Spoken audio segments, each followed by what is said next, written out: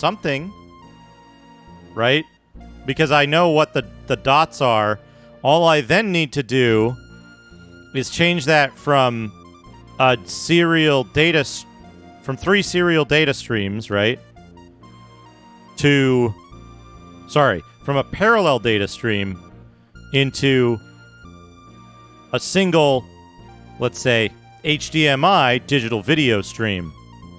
No, not HDMI, DVI. Because DVI doesn't have all of the baggage that HDMI does, right? But I could say, okay, I know what the window is and I know what the sync is, so here's a frame at this resolution. And here's the data for this frame. Right? White and black. On and off, based on press. Anyway. Back to the mag. I am incredibly interested in that thought, though, because... Oh, man, is Hazemaker here still? If you want to feel at home in the world of computers, you'll want the best home computer in the world. The VIC-20. Computer supermarkets guarantee. Just go down to the computer supermarket in the produce section. Mailbag competitions. 4 octagons puzzle. Games news. Chess, bridge, arcade action, speed race.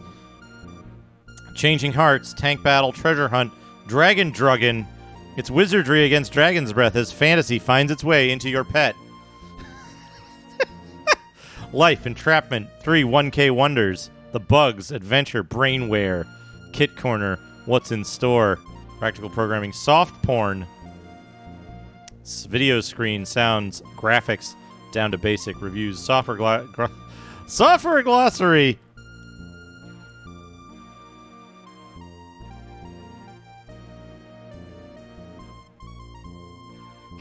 Okay. There's this.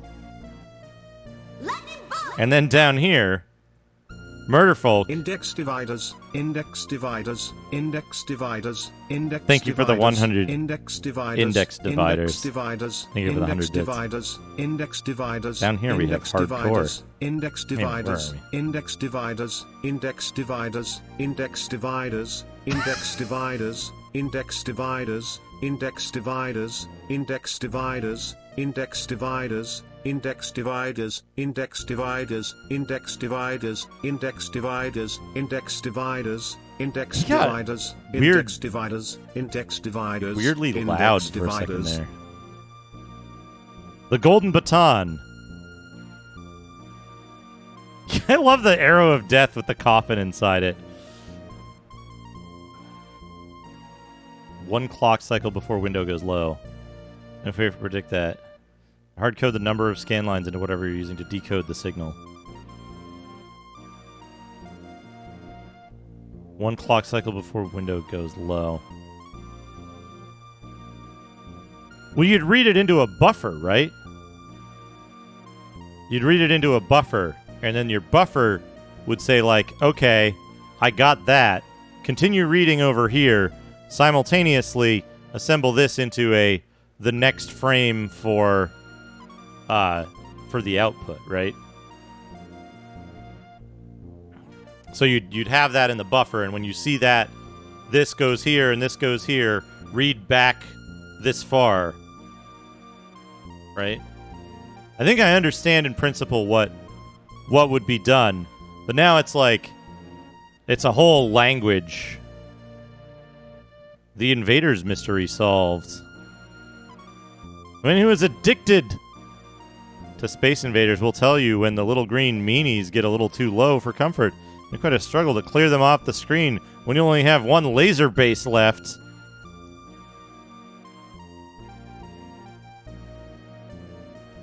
You cannot pass underneath without risk of losing this. Your laser base is to the left of them, and the invaders are going right. Try firing at the 2nd and 3rd bases. Doing this will mean you get a deflection. Invaders on the 2nd row up will be shot, thus killing some of them without you being near them. What? What the fuck is a... What? A deflection? A deflection? I've never heard of this.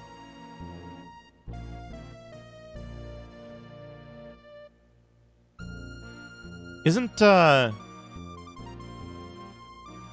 acts as a running scanline counter. Couldn't you just count the times that... Well, no. Couldn't you just count when sync is low? And also count when, Yeah, they're trying to describe a trick in Space Invaders. Couldn't you count when sync is low and then correlate that with when window is low and you know you've reached the end... Well, the end of the end of the display is when window goes low and sync goes low, right? If they're both low. If window is high and sync is low, you're at the end of a line. If window and sync are both low, then you're at the end of a thing. You end it one clock cycle too late. Is Seg B not synchronized to the sync pulses? I thought it was. Pet Software, Diatron Attack, Sub-Commander, Conqueror, Asteroids, Keys of Acheron, Upper Reaches of Apshai, Sorcerer of Siva.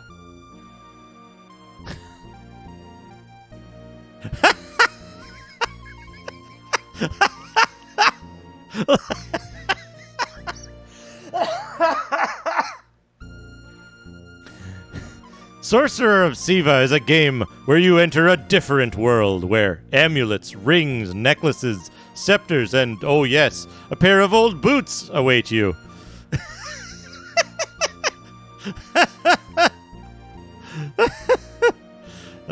Or a jewelry store, maybe? It's a falling edge of Seg B on the last scan line is what induces window to go low and thus resets the scanline counter. Things you'd never see in this world. Rings, necklaces. Anyway. Okay, so like the edge, the angle, that kind of stuff. That makes sense, I guess. Induces window to go low and resets the scanline counter. The scanline counter is internal to the apple, right? Where's my hand? Here's my hand. The apple over here.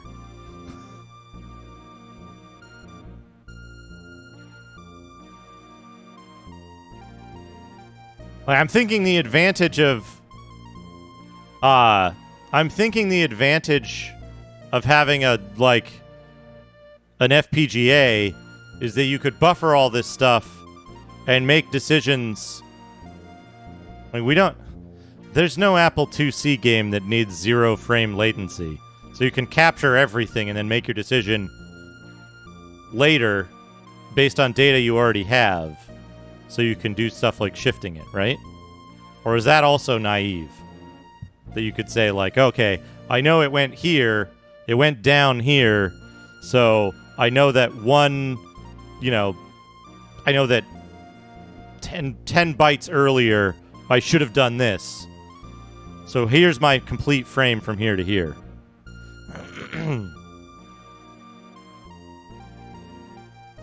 Do whatever you want, as long as it fits.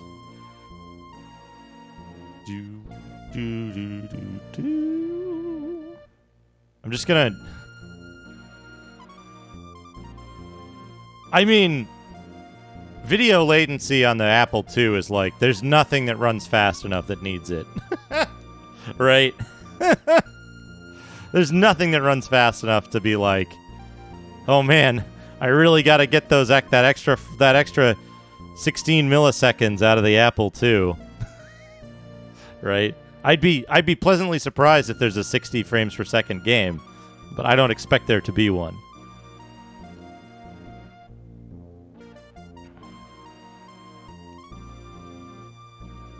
File transfer. Deluge us with games. Holy shit. Our existence as a magazine depends on you, the readers, deluging us with games program listings which you have invented for your own microcomputer. Willing to pay £10 for each games listing published. What?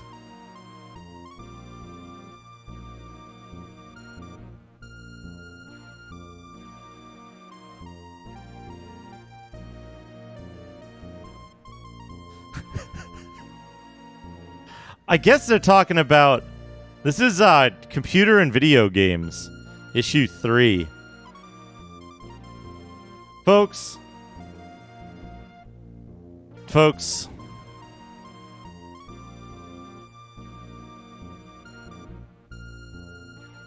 I just want to say this.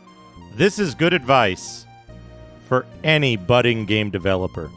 Check to see that if the biggest moron going tried to play the game, he could do so without crashing it. Paris awaits our best programmer.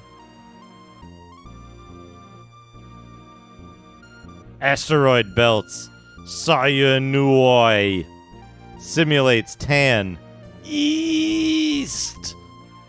Misuser Twappy. Pupon. L'impromptu C. Earler.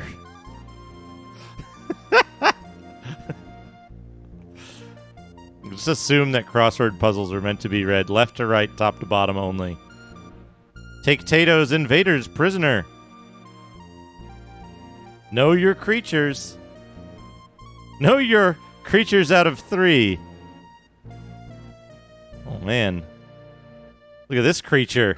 Look at this creature. This brain creature right here. Man. There's Mothman. Ghost. I think Space Invaders proved so popular because blank.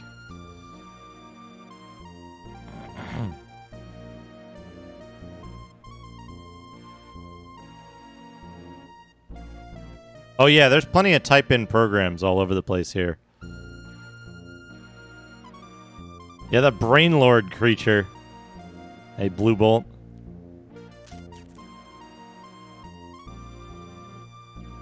What?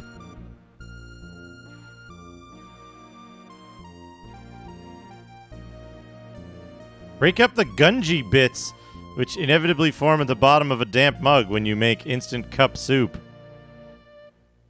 Beetle Flicker.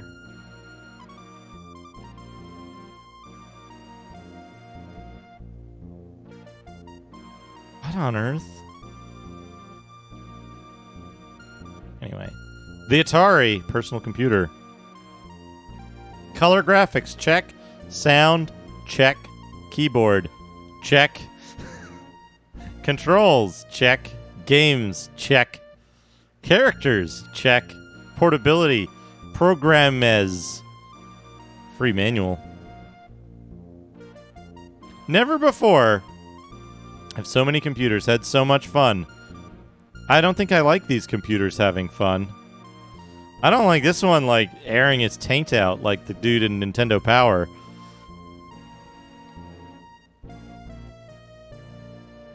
I don't think I like one hand coming out of the monitor. Oh. The 4 octagons puzzle.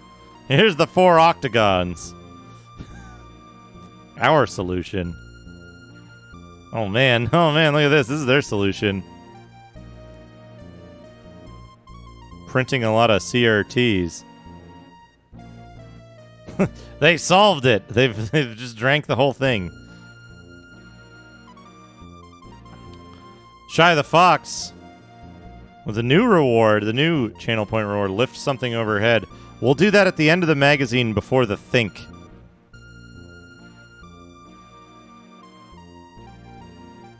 We'll do that in a few minutes. Will simulators take off? Who knows? Clean up at the races. Horse poop. Birds of Prey. Falcon. Moon Raider. Jumbo Jet Lander. Honest Joe. Martians. A Hobbit's Mission. Oh, is this what I think it is? Oh no, this is the Cracks of Doom. This is Cracks of Doom. Extremely good picture here.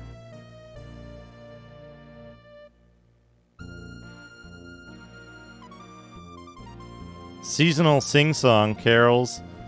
Lifting a magical curse. Dragon's Eye Dream World. Hey, Adrian Jackson, how's it going? Cracks. Hey, Mollusk. The Genie. Ingenious. Ingenious for business. New 12-inch monitor. Look at this fellow. Stealing a business card. Mastermind. Super Invasion. Sub-Commander. Pegasus 2. Mini chess. Smaller than a regular chess. Smaller than this chess, anyway. Color cartridge TV game. $39.50. This is from Planet's Edge. Hey Darren, this is Computer and Video Games, the fun computer magazine. Chess, extremely popular. Pepsi for TV game. Oh, what is this? What is this guy?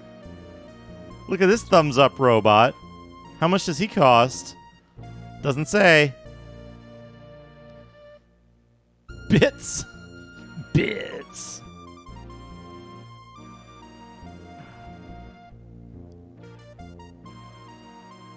The acorn atom. Splitting the acorn atom. A spark of genius.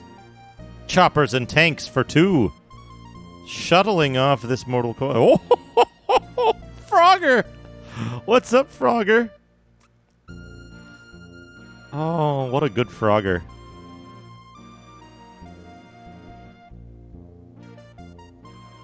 Oh, you found one you completely forgot about. What is it? Infidel from 84. Interesting. I feel like I might have seen a mention of that one. Was that an like an Infocom game, maybe? Defense is the key. Street Talk.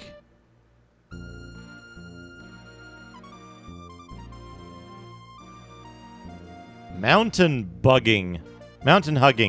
Like flying low, just above the horizon to blast landers before they take captives too high.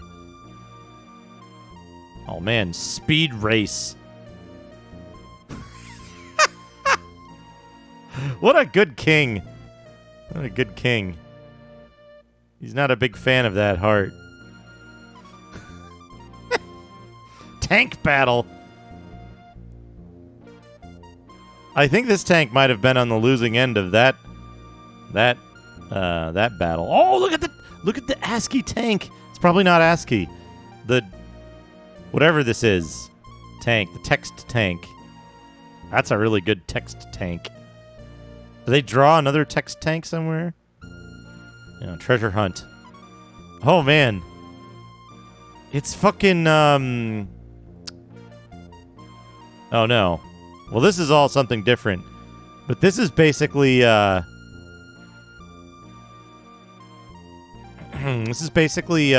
you call it? The start of Treasure Island. Right? Glint. That's a good pirate face. Yeah, pirates. But then there's like a dragon and some fairies over here. That doesn't make a whole lot of sense. These fairies look extremely British. These are extremely, extremely British fairies. Look at them. They're like basically the Who.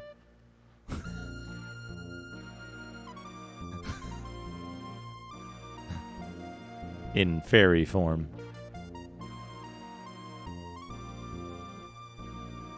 Here, pirate's booty right here.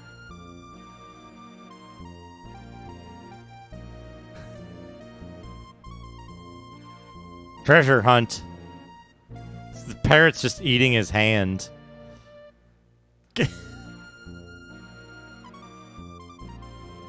When Macaw plays a game he doesn't own.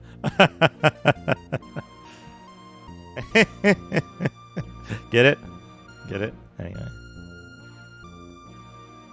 The Acorn Atom 747 flight simulation. Where's base hole? Where's base hole for the 747 flight simulation? Requires a floating point ROM for the 12K Atom. Mini floppy disks price war. Gold Rush. Great balloon race.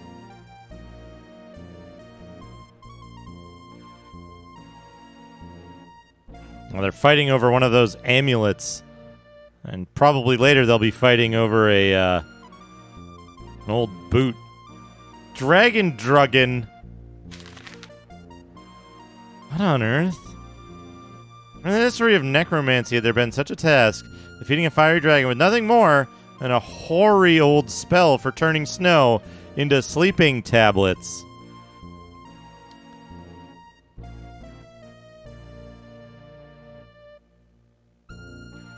You gotta feed a dragon sleeping pills, apparently, in Dragon Druggen.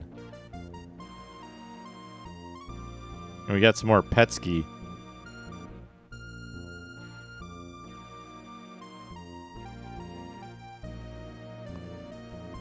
They had to have just licensed this art from somewhere, right? Life, the game of cellular evolvement. Clearly, this type-in program will do all of this.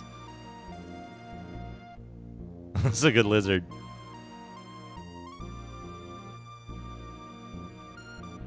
That lizard has a secret. An early spore, yeah.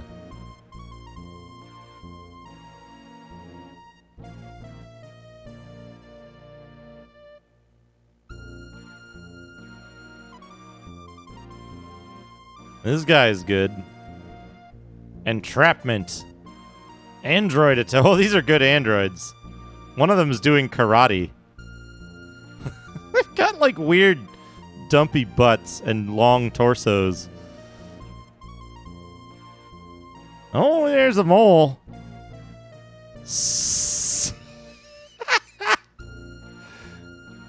Swag. Swag.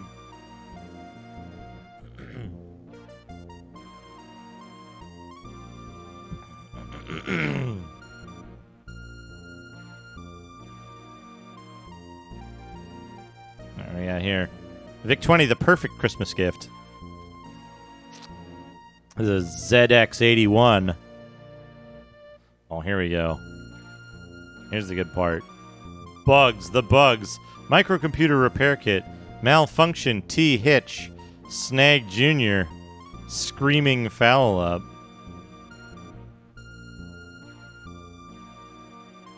What is this?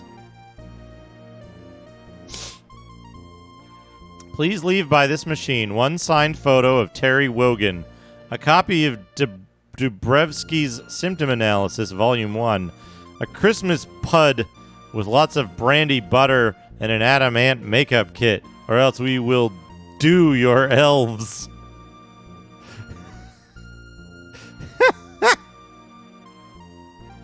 It's been saying that since Christmas morning. I can't get rid of it. Ransomware. Ransomware right here. They're going to do their elves if they don't get a Christmas pud.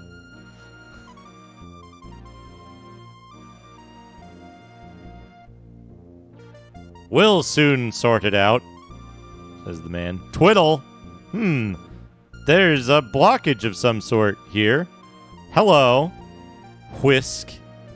What's this? I'll try again. Chomp. Question mark. Grr. Rattle. Eek. Adamant makeup.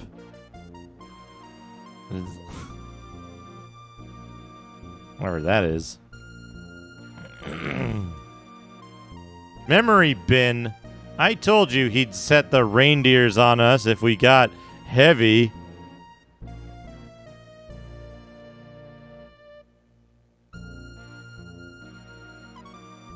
What on earth? Oh man, this high ass fucking alien. Look at this.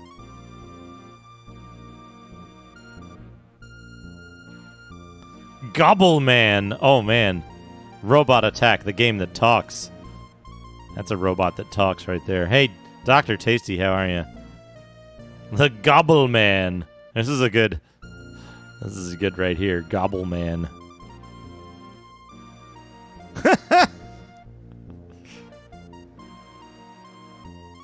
The best part of being on the very fringe of real media is that you can make stuff up occasionally and be like, this is totally a real thing, and people will believe you because there's so much stuff that isn't documented and preserved that you could just make up some crazy ass shit, and you're like, yeah, I can believe that.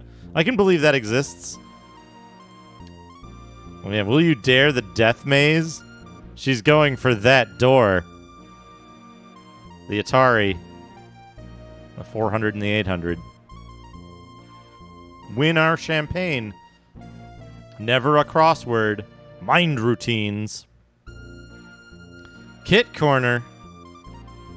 Just pissing all over the computer while you wave your screwdriver around. A ZX81. Christmas 1982. Toy trends. Escape the ravenous ghouls. Korchnoi gives his chess vote. An alien in the hand. And some weird stuff here. Some handhelds and auto chess.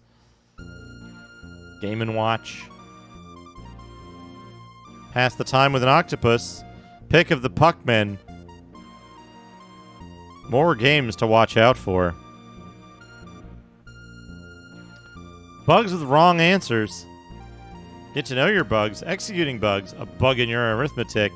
Chop your computer with an axe. I don't know what... Okay, problem here with this face. Three possibilities. This face. Hold on a second.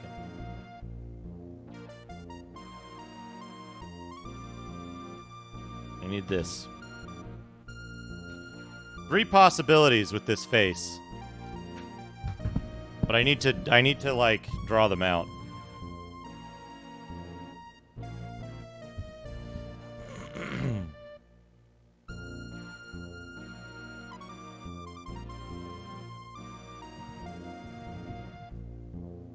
Okay, that's Shark Dick. We don't need Shark Dick anymore. Okay. We got 3 possibilities here.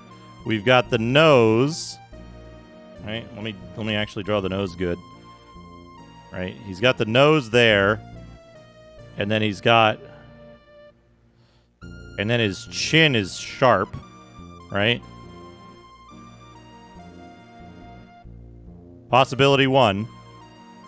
Possibility 2 is that he's got that goofy, like...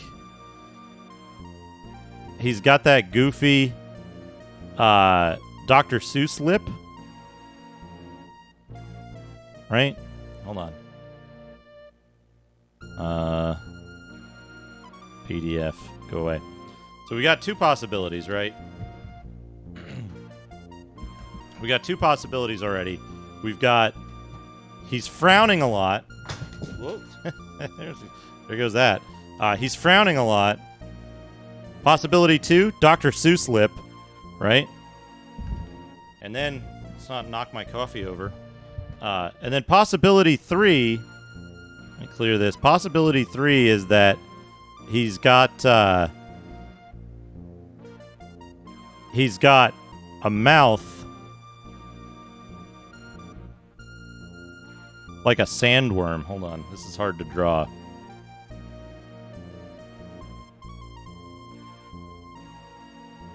Fucking Jesus. This is extremely hard to draw. Here we go.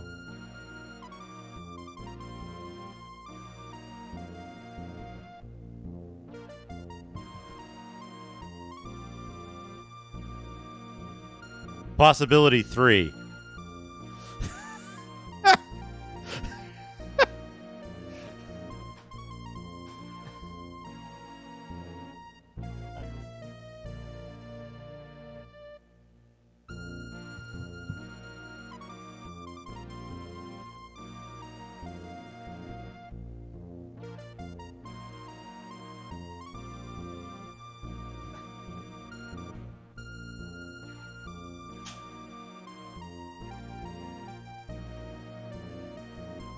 But now you see it, right?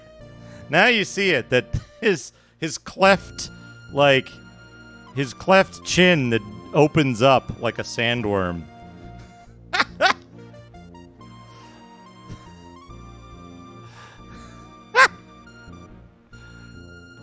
Right, that's what I'm seeing. Is the flap opens. All right, what do we got here? Soft porn. This is about lost vagueness. Yeah, it's about soft porn adventure.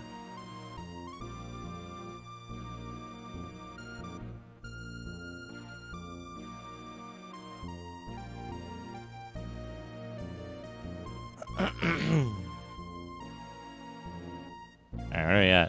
Mind-bending test of logic. Wiggling good fun. Snafu.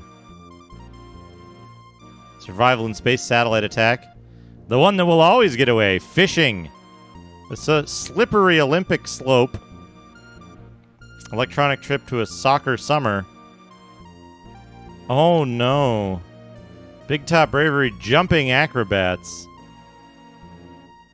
I don't like these clowns. I don't like these clowns. I don't like those clowns. Oh man. Sounds. Here's some sounds. I can't read what it says. Graphics. Go for your missile launcher. Here's how to do some graphics. Plot missile, delay, blank out missile. Calculate next position. Anything there? No? Yes. Create explosion. It doesn't ever plot the missile again. It doesn't ever plot or blank out the missile again. It just continues checking the position.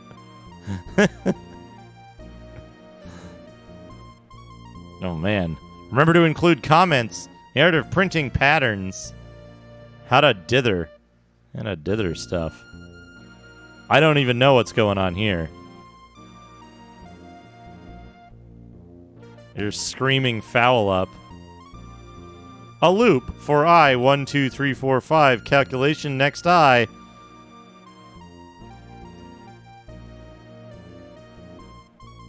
Man, what do we got? A gold medal winner. Olympic decathlon. Dozens of deaths to live through. Goblins. Here's some good goblins.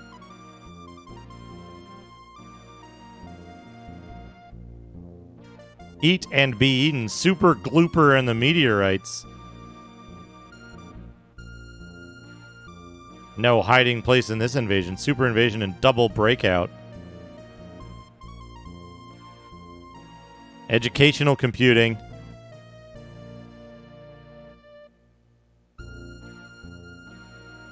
Crofton monitor. Oh. I wish we could see that better. The 16K high resolution picture. Software glossary. Poke.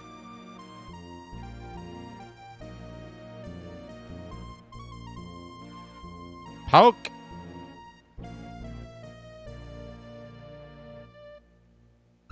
Let.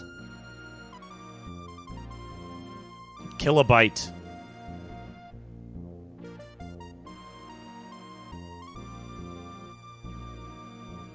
Hardcore. A guide to low-cost computers available in the UK. The Atom, the Apple, the Atari, the BBC, the Die, the NASCOM, the New Brain, Ohio Scientific, the Pet, the Sharp, the Sinclair, the Sorcerer. Man, that's a good name for a computer. Can you imagine if that was the one that got popular?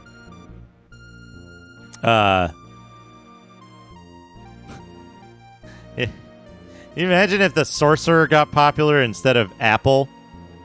You're like, man, you heard about the latest eye sorcerer? The Video Genie. The Tangerine. All kinds of hardware you can get here. And the Atari range. These things are great.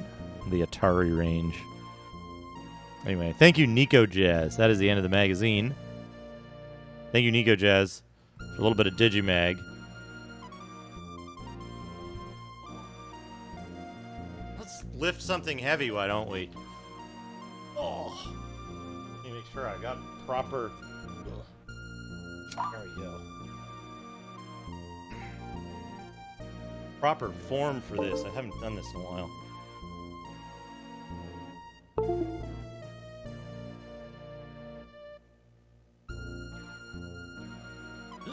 Out of the way.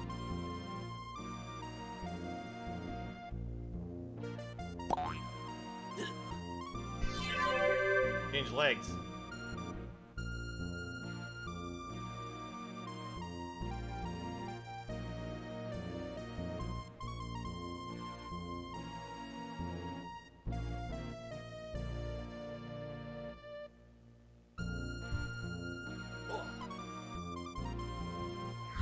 Thank you, Shy the Fox, for making me lift something overhead. And now...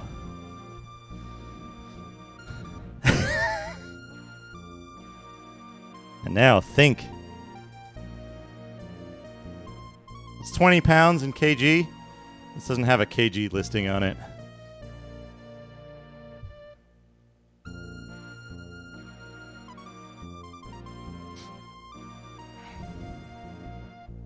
Now think. Take this and that. What were we up to? We were looking at 94 here, but we want to look at 9 kg. There you go, 9 kg.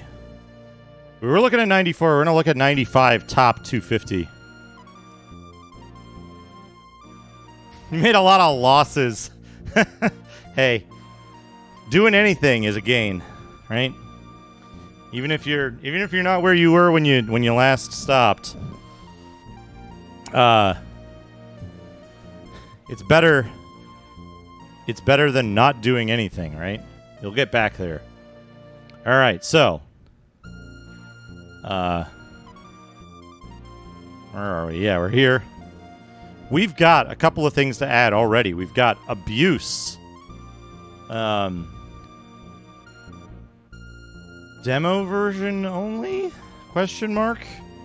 Maybe some mods? I never got very far. In abuse. Albion. I did play Albion. Albion is an interesting one. Specifically because...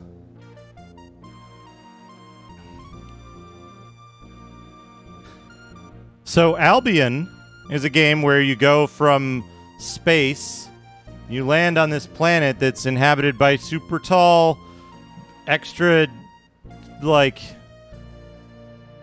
fast and powerful cat people. And it's a very alien world with a resource that the company that you work for wants to get by wiping out all life on the planet. And so you have to convince them not to. By joining with the cat people and understanding them and, yeah. Avatar the video game, but like 30 years earlier or whatever. 20 years earlier. Anyway. Albion's interesting. Albion is basically the, Yes, Lucius. They are, actually. The cat people are naked and huge.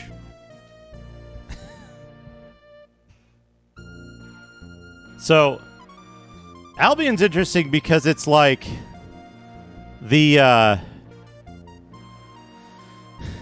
it's basically the natural evolution of the Amber series of games. Amber Star, Amber Moon, Amber Planet, Amber Lamps. It's the next game by the same group, and it's like a very similar engine in many ways, but it has some differences. Alien Virus. Do I know Alien Virus? I do not know Alien Virus. That sad robot. Ascendancy, Atlas, BC Racers. Big Red Racing. I had Big Red Racing.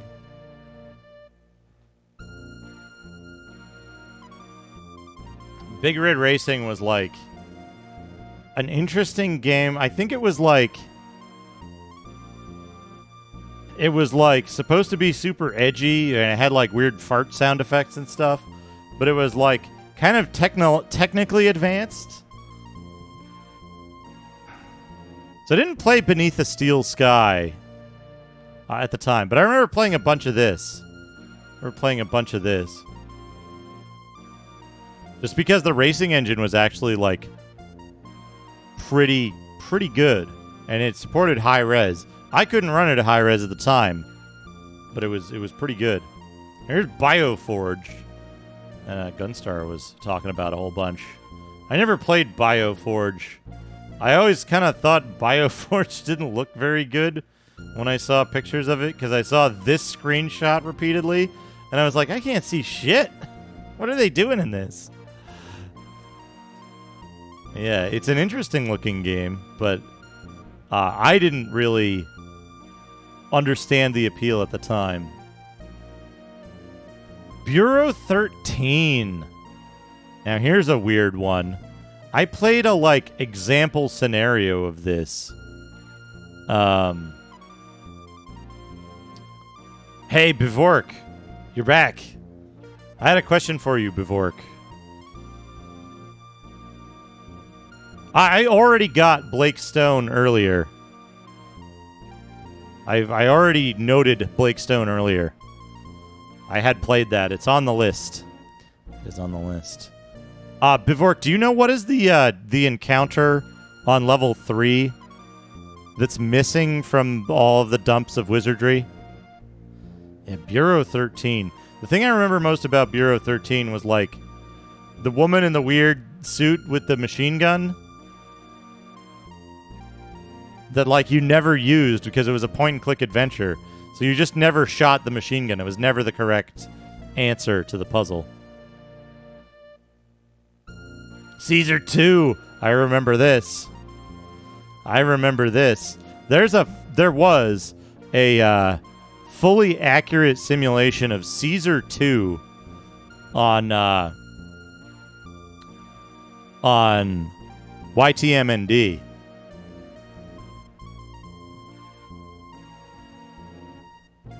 Which is interesting. It's interesting that they were able to get a complete simulation of it on there, on that website's format. Plebs are needed. Plebs are needed. Plebs are needed. Plebs are needed. Oh, it's on floor 4. Fighters, mages, high priest, and a ninja. Okay. I'll keep an eye out for it. We just finished floor 3 before we started the magazine and thinking time. Zaskazian. CD-ROM 10-pack. Man, what's on CD-ROM 10-pack? Gateway. General Admission Baseball doesn't sound great. The Magic Death Virtual Murder 2. Heretic. Somehow we missed Heretic. I'm pretty sure. Right? Heretic? Yeah. Heretic. Somehow had full version. Question marks. Kid can read. Family Doctor. The Family Circle Cookbook. Command and Conquer. I had Command and Conquer.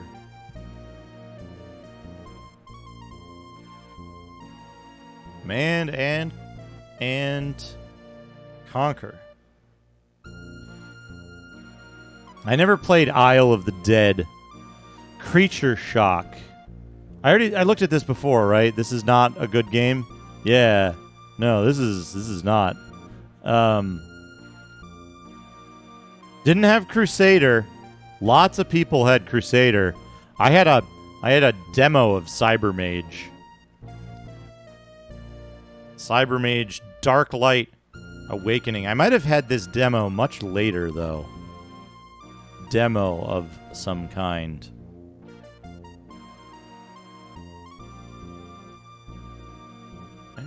Can I move this up like Yeah, there we go. There we go. That'll make that easier. Cyclones we talked about before. D is the adventure game, right? Descent. Yeah, I had Descent. I think I had a demo of Destruction Derby. Remember seeing D. Do you see what's funny about this? Do you see what's funny about this? So I was about to say, I remember seeing D in stores or like magazines or something, but I don't remember what it looks like other than it being like extremely dark and you couldn't see anything.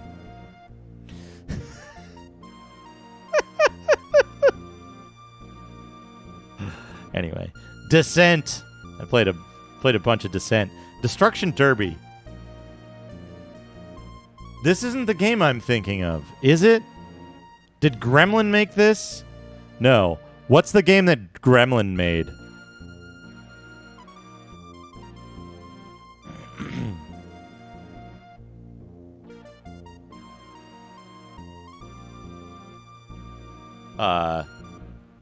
Descent. Well, I had some game where you could like bang up your car, and I was like 100% certain that I have not played Darkseid, although I'm pretty aware. I'm well aware of it. Fatal Racing, which is the wait. Okay, it's not exactly this Whiplash, aka Fatal Racing. Yeah, this is the one I had. This is what I had. What year was this out? 96. Okay. We're ahead of ourselves here. Well, I gotta add this because I'll forget about it. Fatal Racing Whiplash. The Gremlin driving destruction game.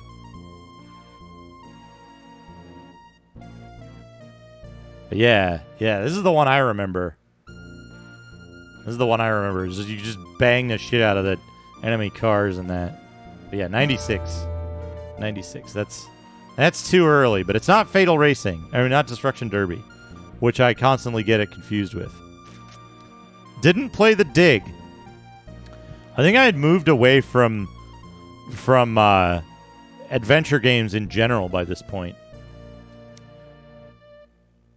Didn't play... Well, I think I rented Earthworm Jim on Genesis and was not pleased. Had the Beholder 1 and 2. Legend of Kyrandia. I had that. Fade to Black. I'm certain I had a demo of this. And it's handled so poorly, I was just like, no. I'm certain, though. I'm certain I had a demo. Fade to Black. Demo that sucked. Okay. Falcon. Fast Attack. High-tech submarine warfare. Fighter Wing. Footy Fanatic. Frontier. First Encounters. Yeah, I had that. Frontier. First Encounters. Floppy version. Elite 3, basically. Full Throttle. Another one I didn't have. I never played because I guess I wasn't like getting into adventure games at this point. Although I did play Kyrandia, which came out like kind of late, right? Heroes of Might and Magic and Hexen and High Octane. Oh man, there's a bunch of games. There's a bunch of games I had.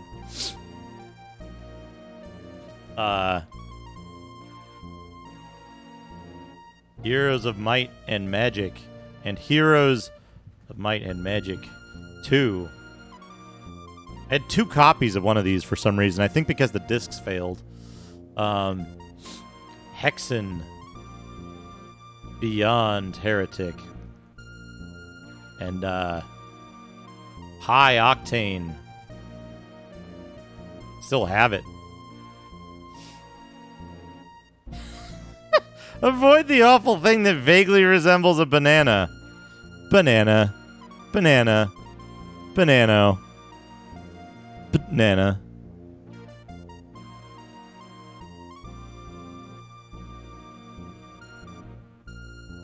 Yeah, I think they did. I think that's true. Fractal Mind Mike. I think I recall, like, figuring that out. Jagged Alliance. I played a little bit of Jagged Alliance.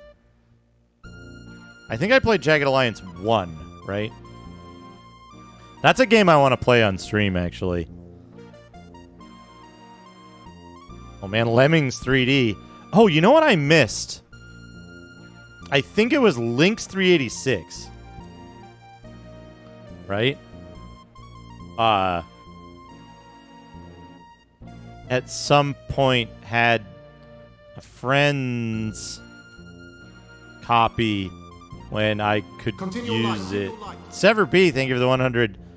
Banana, banana, banana. Awful things banana, that vaguely banana, resemble a banana. Banana, banana, banana, banana, banana, Banana. banana, banana. He's not going to mess it up, though, unfortunately. Banana, banana, banana, banana, banana, banana, banana, banana, Banana, on and on. banana, By Orbital. banana, banana, banana, banana. Oh, banana. He is messing it up. Banana, banana, banana, banana, banana, Banana. banana, banana, banana, banana, You never had this? Mech Warrior 2, 31st Century Combat. Banana, Had that. banana, banana, banana, banana, banana, banana, banana, banana, banana, banana, banana, banana, banana, banana, banana, banana. Thank you, Sever B. Yeah, he slowed down. I played Mega Man X on... Whoops. I played Mega Man X on DOS. This is a weird one.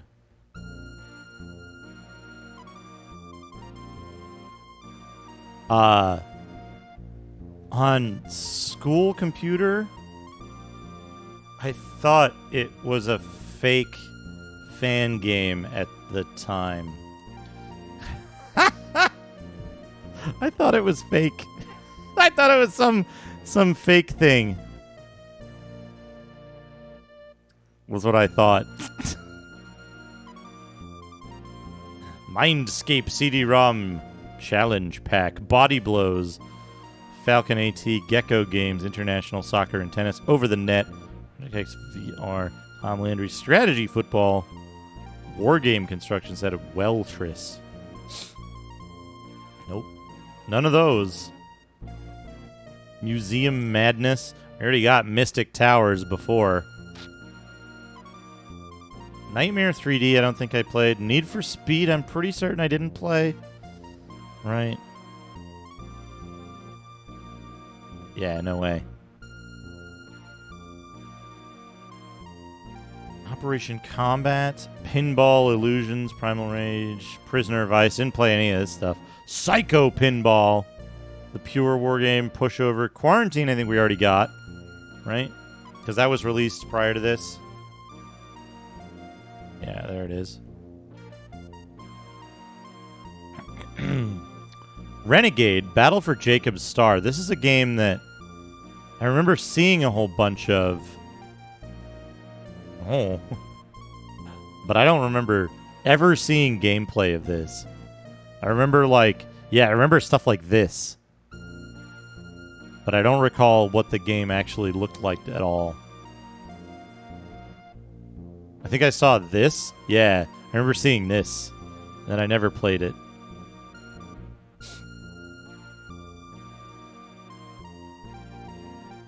And Rise of the Triad, I played.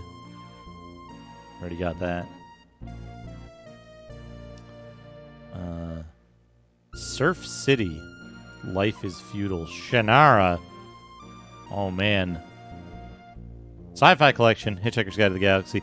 I played Hitchhiker's Guide. I didn't get anywhere. Surf City, life is futile. Here's the blacksmith. Oh no, it looks like it's boring. Looks like Baldi's. It's one of these populous type games.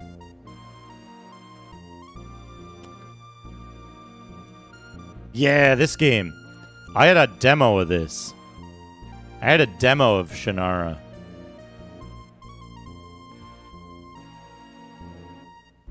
Demo of some sort.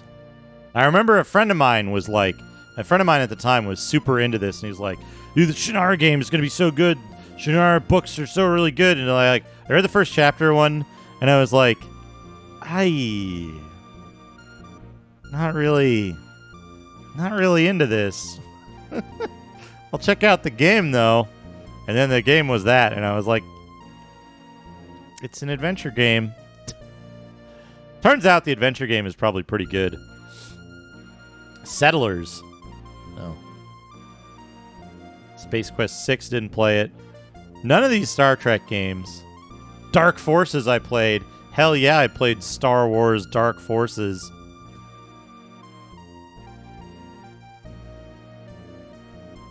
Hell yeah, I played that. I didn't play Rebel Assault, though. I didn't play Stone Keep at this time. Still haven't.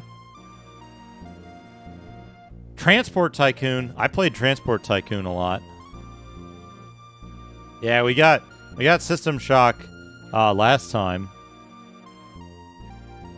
Tube. I played Tube in like 2007 or something. Topia? Virtual Pool. I played a lot of Virtual Pool. If it's the one I think it is, right? I had a demo of this. Yeah, I had a demo of this. I remember the like smoothing on the edges of the balls.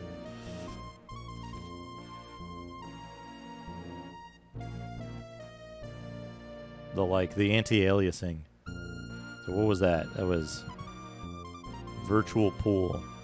Warcraft 2, Tides of Darkness. Some LAN play on school computers.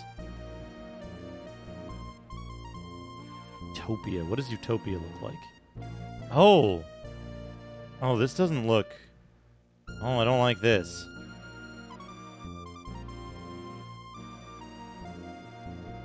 I didn't play it either. Whale's Voyage 2. Lord Wipeout. Witch Haven I played. I played Witch Haven.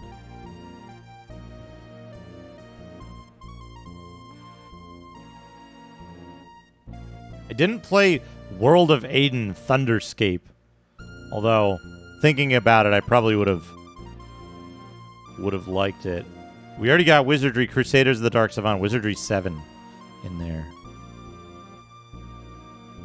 Now, there's some stuff that's missing out of this, right? There's some stuff that's missing.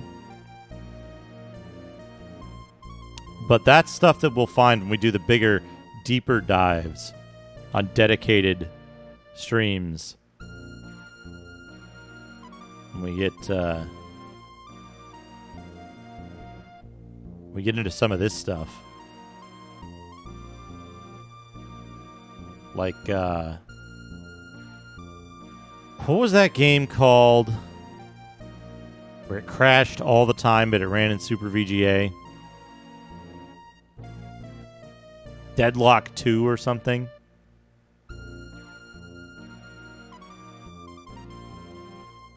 But yeah, there'll be some interesting stuff to,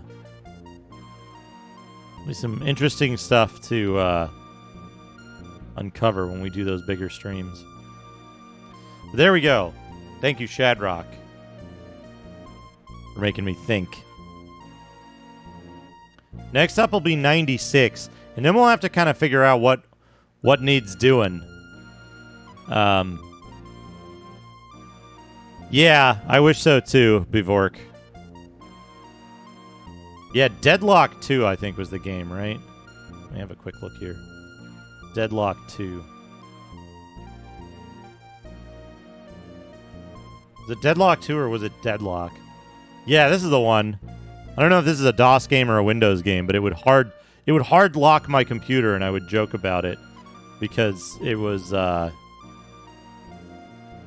Deadlock 1 came out only for Windows, yeah. Technically a Windows game from around this time. There was might have been Deadlock 1 even. Technically a Windows game, but from around this time there was Outpost. I had Outpost. It's Spaceward Ho. Those were interesting.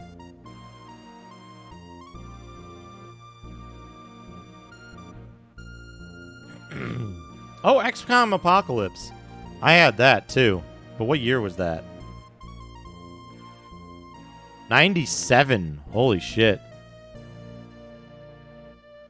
But yeah, I remember up until a few years after 95, after Windows 95 was available, a lot of games still preferentially ran in DOS. Anyway, back to the dungeons. Let's get back to it. Before I start that timer back up.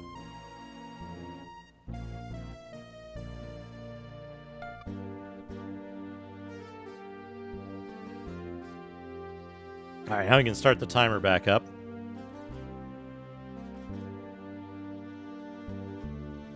Get these maps back. Alright, the map is done except for one part, which we'll look at, which is in the very center. And then we'll go back up to the upper zone.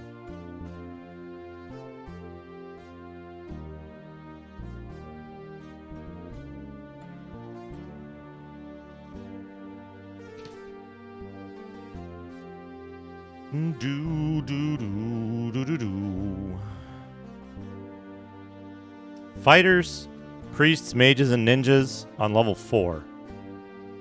Is that what you said, Bivork?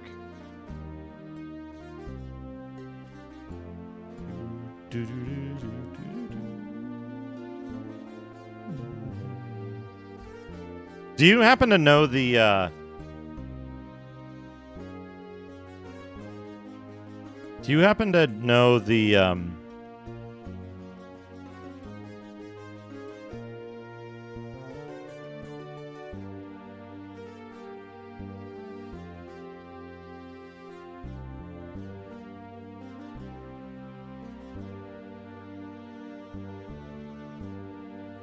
coordinates for that encounter? Oh, they're werebears. That's probably why they can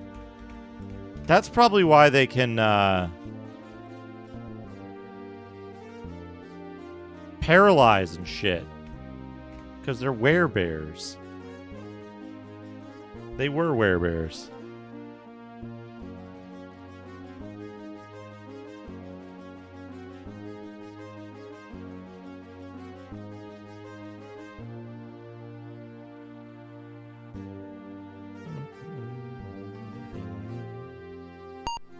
A pit.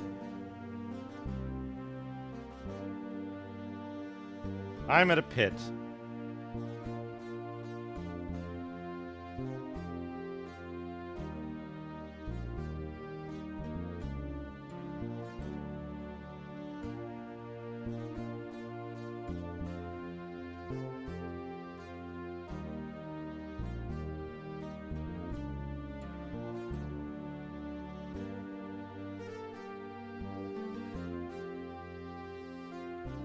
Go. Okay. What's in here?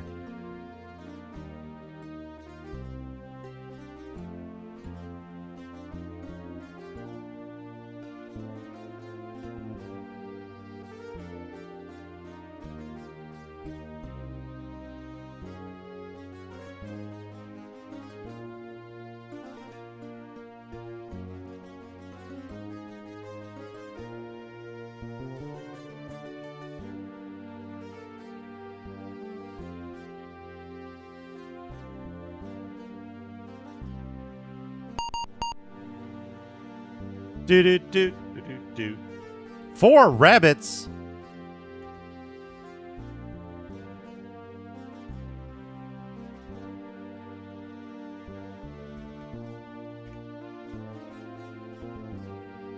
Rabbits?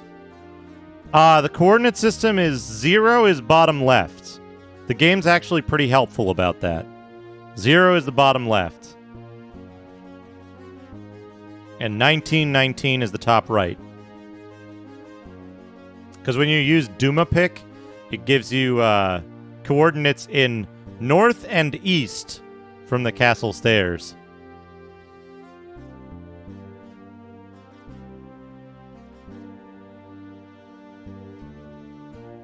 Okay.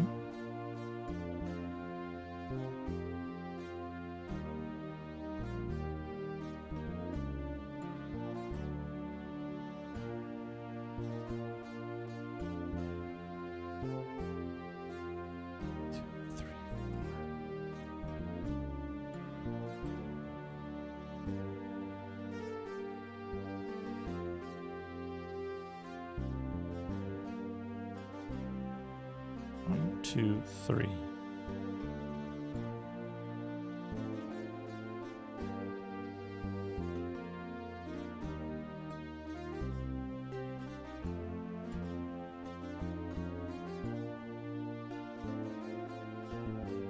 $14.12.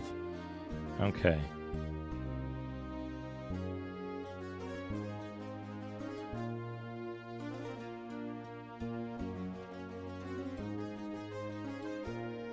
Or up.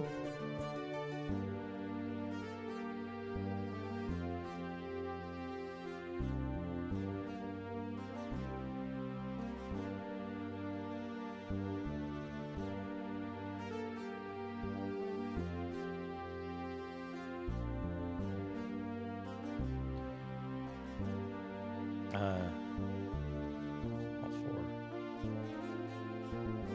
14.12. I want to make sure that capybaras. Are those the rabbits that I ran into before?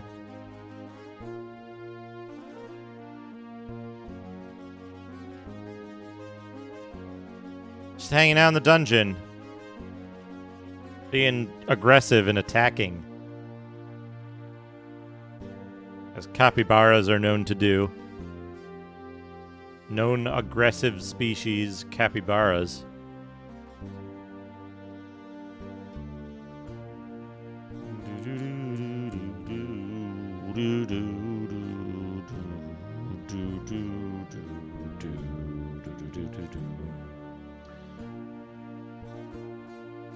It is not.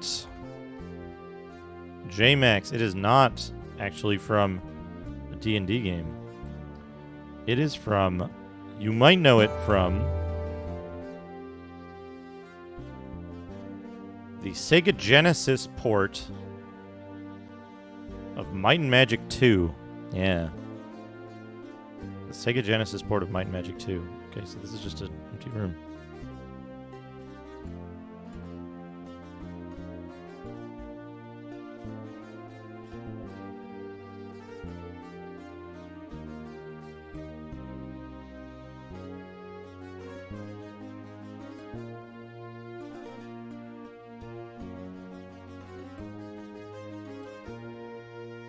The fuck, where am I?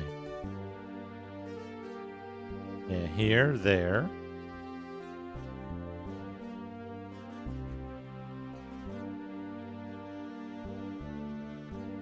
Oh.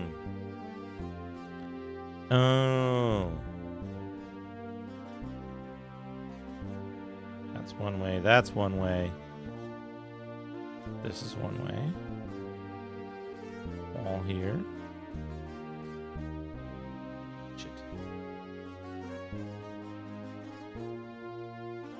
This version's... Uh-oh.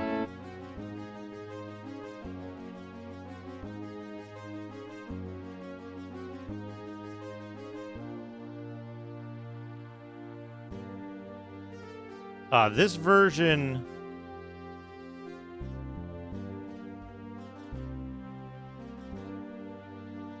is slower? and has different instrumentation. Because it's not running on the EA sound driver. But it shows something that I've always said, which is that the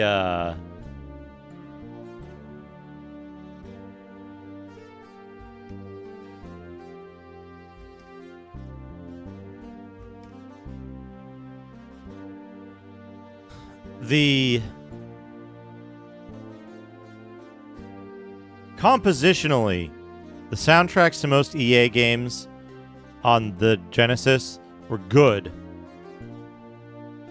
Mostly. But the sound driver itself made them all sound like shit. But if you take them away from the sound driver, they're fine songs. You can leave them on the background and they're just like, these are fine, these are good. It sounds like I've heard this somewhere before.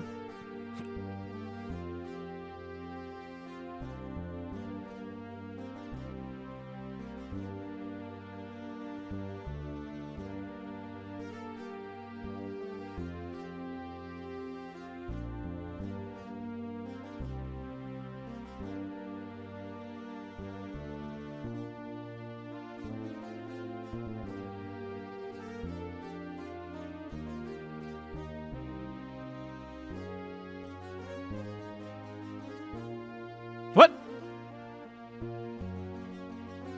I missed that.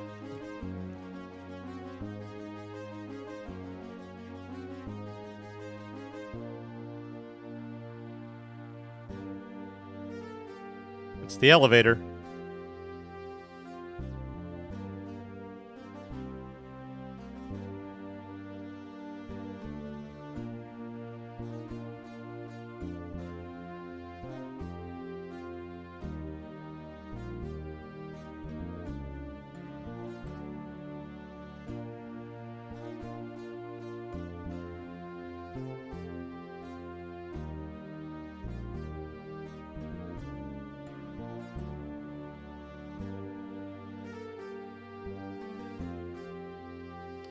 So, PC booter games are, it's one of the reasons why I say IBM PC instead of DOS, right? So, like, say you had an Intel, or say you had an IBM PC, right? You had an 8088 processor, an 8086 processor. You put in a disk, you start the computer up, and the disk boots up a game. Right? There's no operating system, right? It's like a Commodore game or an Apple game or an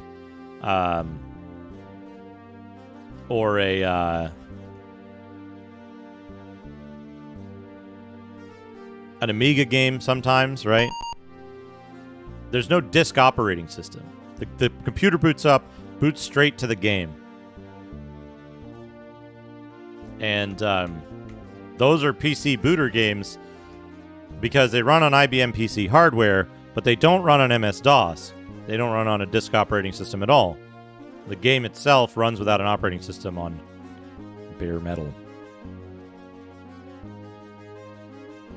I mean, technically, you could probably boot those games today, and they would still work.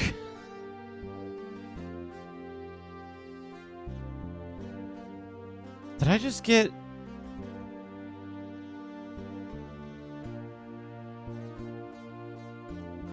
The way that protected mode works...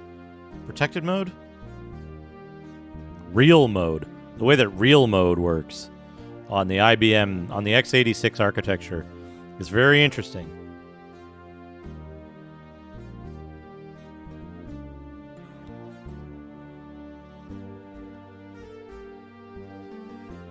Like, I think the games would probably fail in a number of ways due to other faults. But from a processor compatibility standpoint, they would probably still be technically compatible.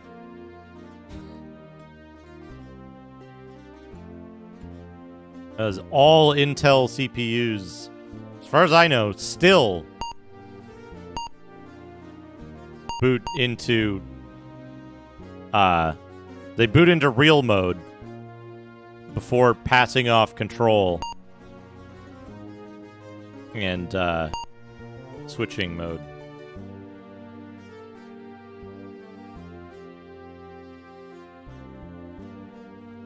Stairs going up. There we go. But all processors still boot into real mode.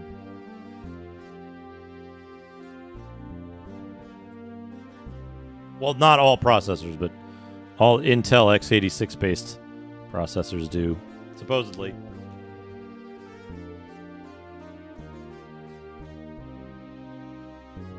I have two different drives. One runs Windows 98 SE, and one runs DOS 622. Adventurers Inn. Stay in the stables. You made a level. You got weaker and slower, but you're smarter. Man, almost. Look at that. Look at that. Look how close that was. 2 experience off from being a cool number.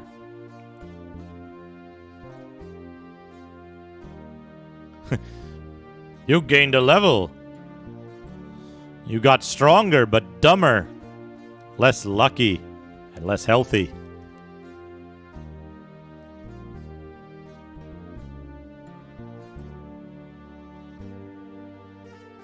You learned new spells. You got weaker and less healthy. Oops. Lady Doctor, stables. Welcome, Brain Lord. Welcome, Brain Lord. It's like the most passive-aggressive stable in the land.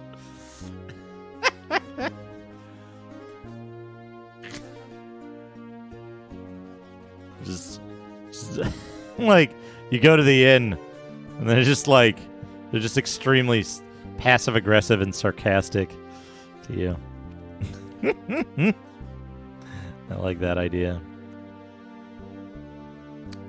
What am I doing? Healing.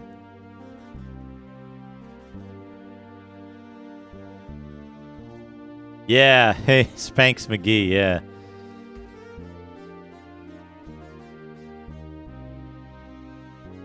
I remember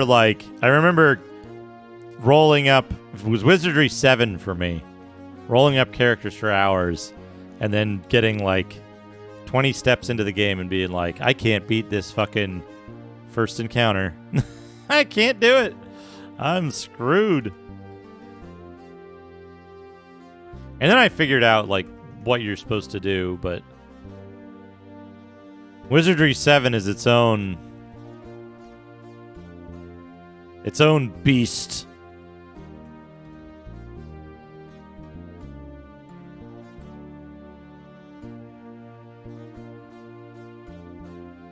There's a version of this for PC Booter. Yep.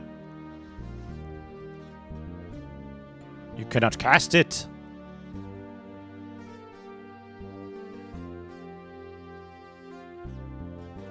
Yeah, Drusiform. It's that one, that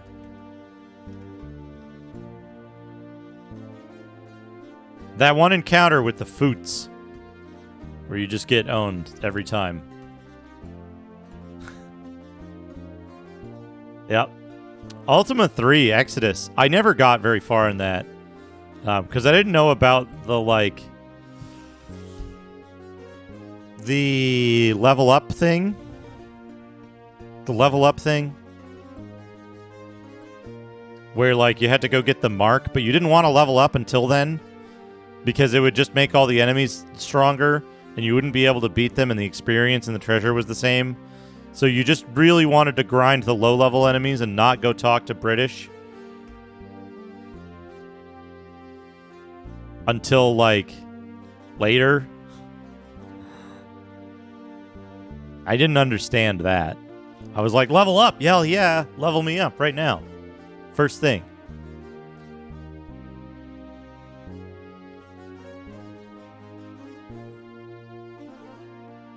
Oh, shit. There was stuff I had to do in the in the maze.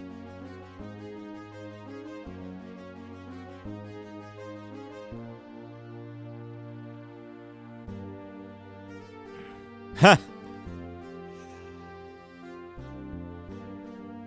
Yeah, I like that you can see the disk access on the emulator. It's nice. Okay.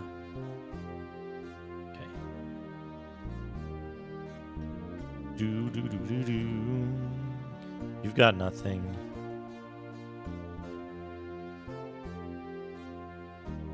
It does this weird thing where,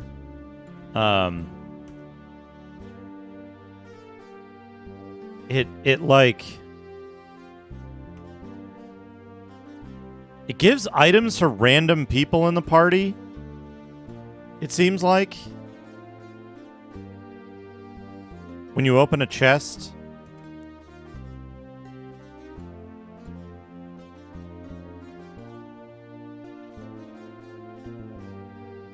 Is Lady Doctor's inventory full?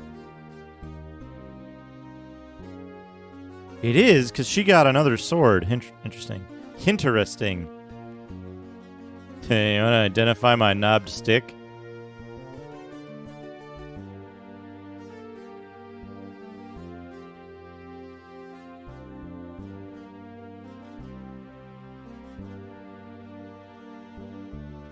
Success! What is it? It's a mace -1. Cursed mace.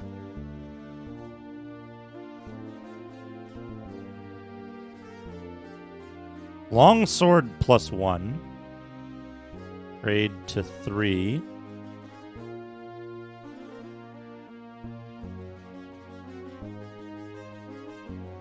Trade to 1.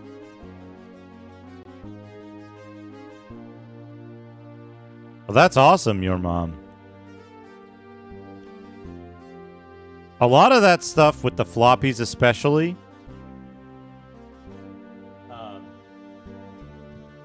A lot of that stuff with the floppies especially.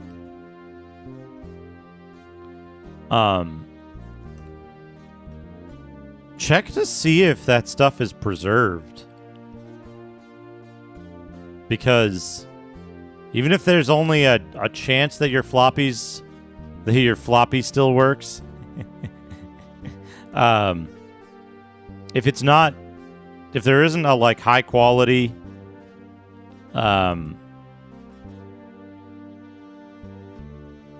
disk image of that, whatever it is, out there somewhere, it might be something worth like finding somebody who has like a cryoflux or something, who can like lend it or something. Because I know there's networks of people around the country, around the world, who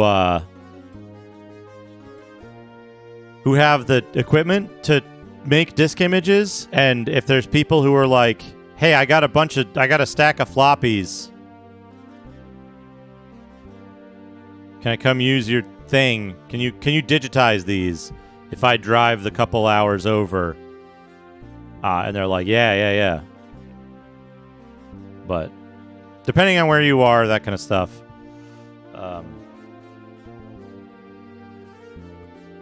It could be an option, right?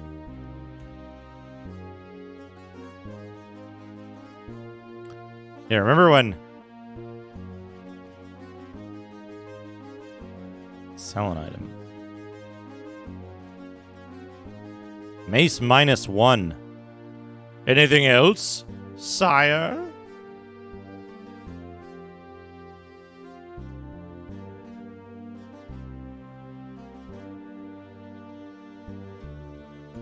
I believe you probably have to look on eBay. You'd probably have to look on eBay, but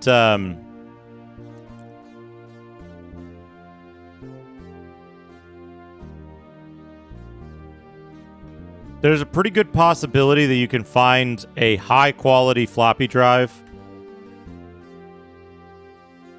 for cheap. No! Fuck. I accidentally sold something because I thought I was one further back. Oh well. Just sell this stuff.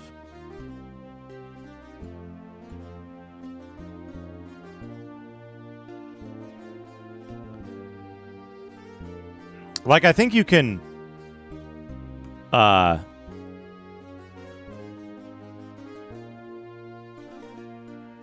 Chainmail we don't need. Large shield we don't need.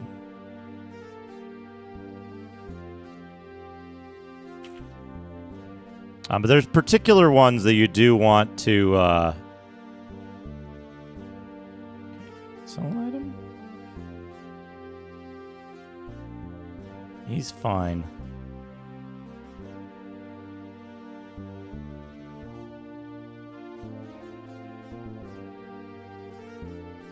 Buy an item. Forward. Dios potion. Latumafist potion. Man, those are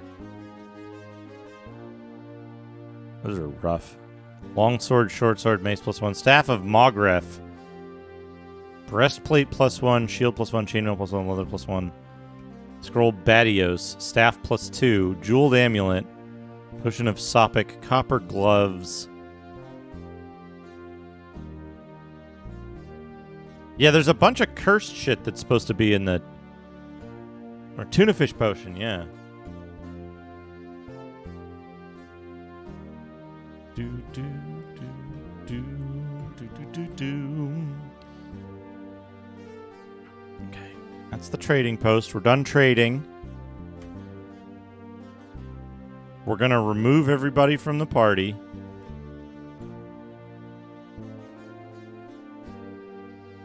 Back up the save. I think I might wrap up soon.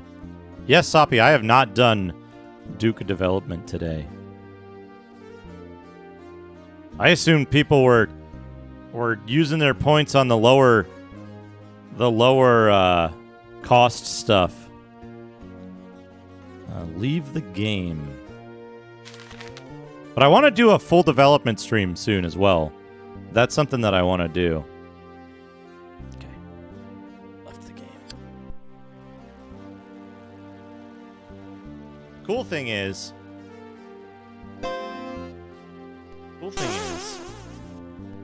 I can just take this, put it into the USB deal.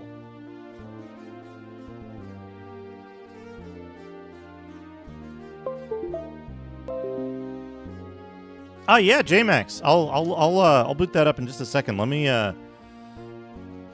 take care of this here. Okay, here we go. And back. Let me take care of this here. And you can take a sneak peek.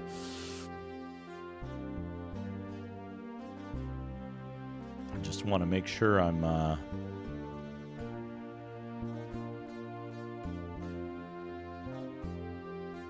backing this up. So what I'm doing here is what you might do if you had effectively unlimited discs for your Apple. Is I'm making a copy of the scenario disc at a certain point in time, so that I can roll back to that.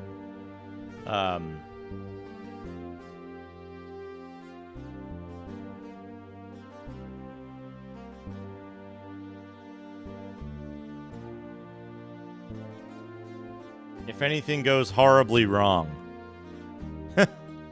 If anything goes horribly wrong. Hey, Rusty, how's it going?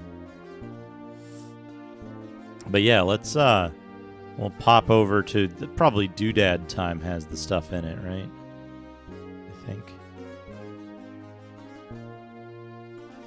Oh, nice! Congrats! Congrats on winning Arcade Pit. I'm not too familiar with Arcade Pit, but I have a basic conception of what it is. Let me load this up. Okay, we got some extra time on the timer that I didn't intend to put there, but that makes up for the time we missed earlier. Let's save that. Load up this. Too big, too small, whatever, it doesn't matter. So this is the code for my game. But here we go. Here's a little sneak peek of what the game does. Somewhere in here. Maze game. Here it is. Here's the maze game. You walk around in the dungeon. It doesn't do much right now because it's just the walking around part and handling input and swapping a state machine around to the states it needs to be in.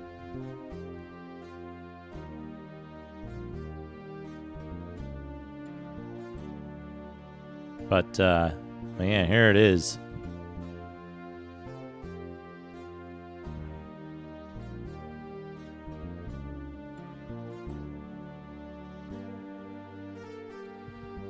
There's a little dungeon here you can walk around in. The cool thing is, if I did this correctly, and I know how to get at this. Somewhere in here.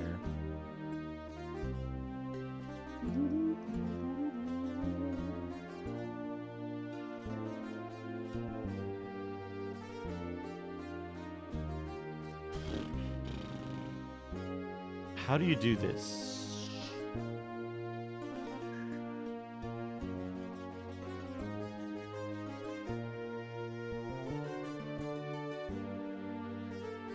I'm gonna like a script file and do like open an explorer. Yeah, here we go.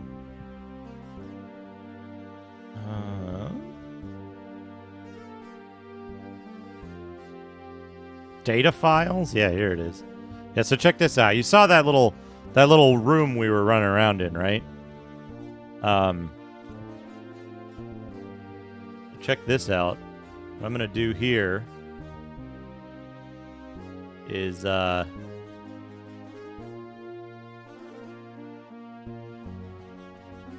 this text null. That's called false.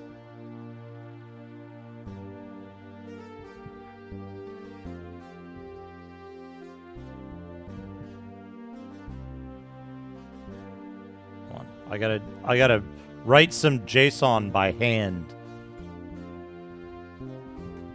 because I don't have an editor for this right now.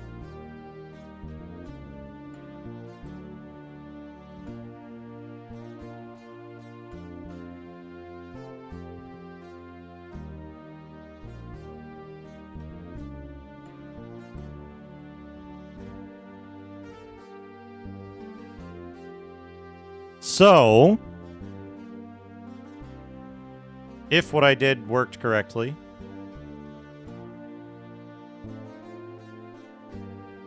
I've added an extra hallway down here that you could go into. That's how it works. It works entirely off of a JSON data file.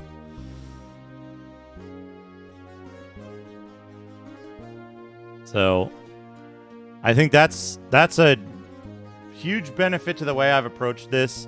Is like I'm spending more time building stuff that's not necessarily the like. Actually, I'm missing something there. I'm like building a bunch of stuff that's kind of extra work early, but it allows for this stuff to be this easily editable this early on, which I think is cool. You know, I like that I can just go in and edit the level right now, and it parses it and spits out the correct stuff.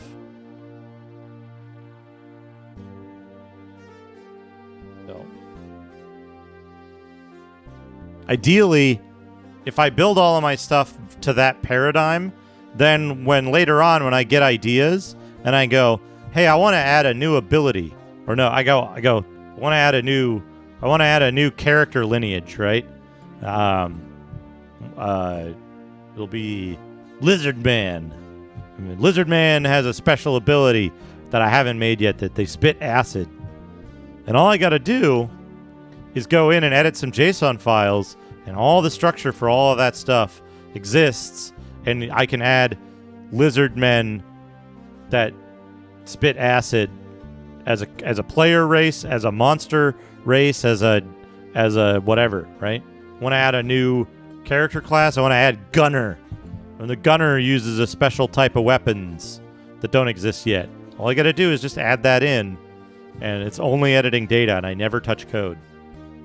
After the code is written, it only needs to go for bug fixes. So it's a lot of upfront work. It requires a lot of stuff that is building a structure that I don't get to use for years, probably, right? But once I do get to use it, then it's just a matter of filling stuff in. And I can even share it with people and be like, hey, you want to make your own level? You want to make your own monsters or whatever? Here, just edit these JSON files. You know? I was using XML when I was building it in Unity, just because XML was very easily handled by C#. It's the default serializable format, I think. Been a while. But it was very easy to build it up. So I have those XML files. They're directly convertible to JSON files. The way it works is there's a list of tiles in the dungeon, and then there's a list of events, right? I have it over here, but I don't think I have Notepad++ captured. But yeah, there's a list of tiles. There's a list of events.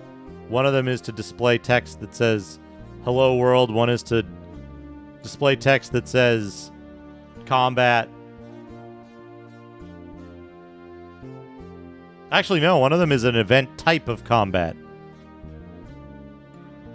So, like, eventually, all I have to do is be able to parse those things, and I can build.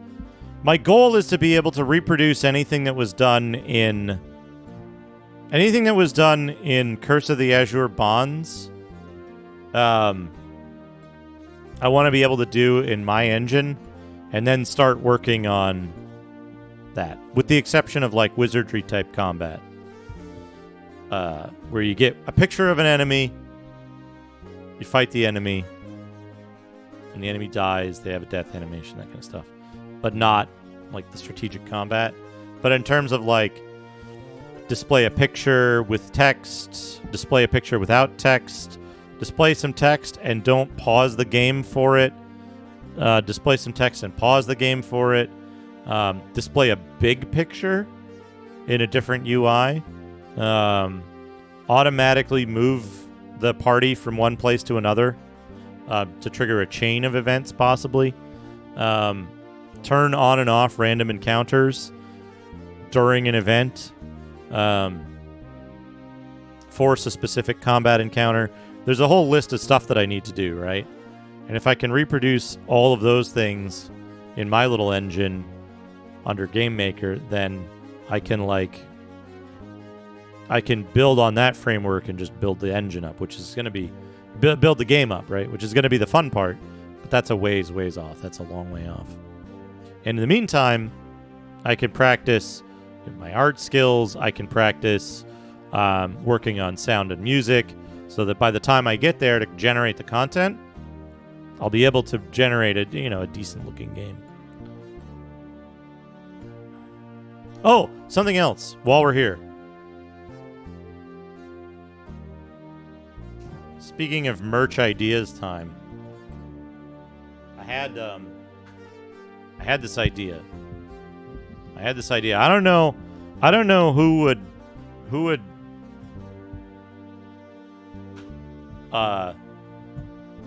benefit from this.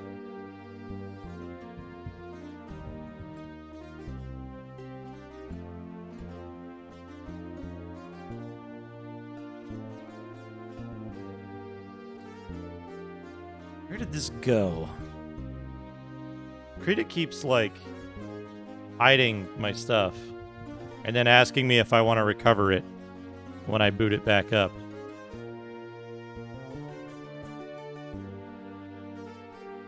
Hey, Noru, how's it going? Noru has been very helpful with the development stuff. Here it is. Yeah.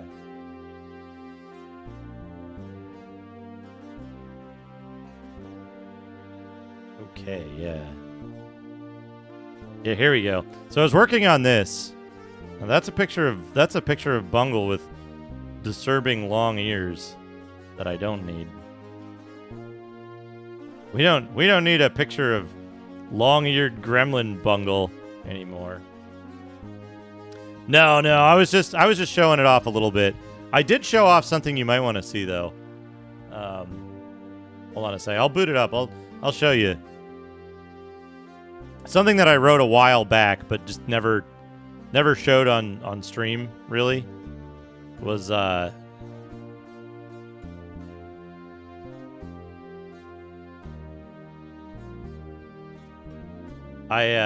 made a change to a JSON file and added this new hallway that isn't usually there.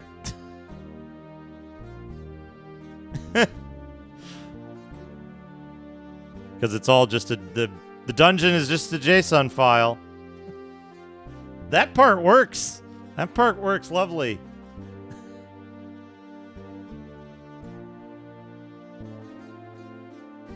Stuff like input and stuff like input and state machines that I have trouble with. So, some people who have seen a number of past streams will remember this guy.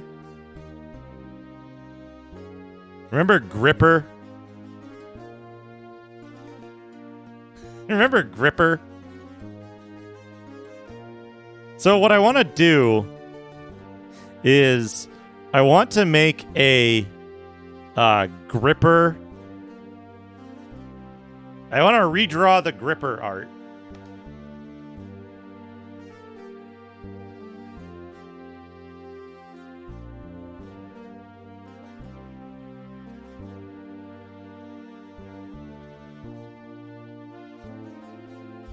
Yeah, that was the first thing I looked for.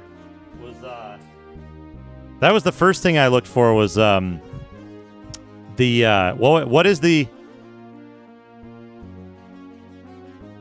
is the standardized format of data that I can use to load stuff in and out? I was using XML and Unity because that was super easy in C#, and then JSON and GameMaker. Sheriff Ram has redeemed lift something overhead. Let's do that. Oh.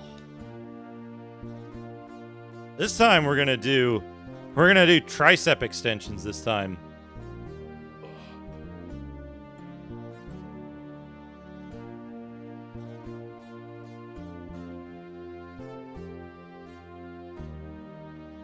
Almacia, thank you for redeeming Justin, not Justin. We'll do that in just a second.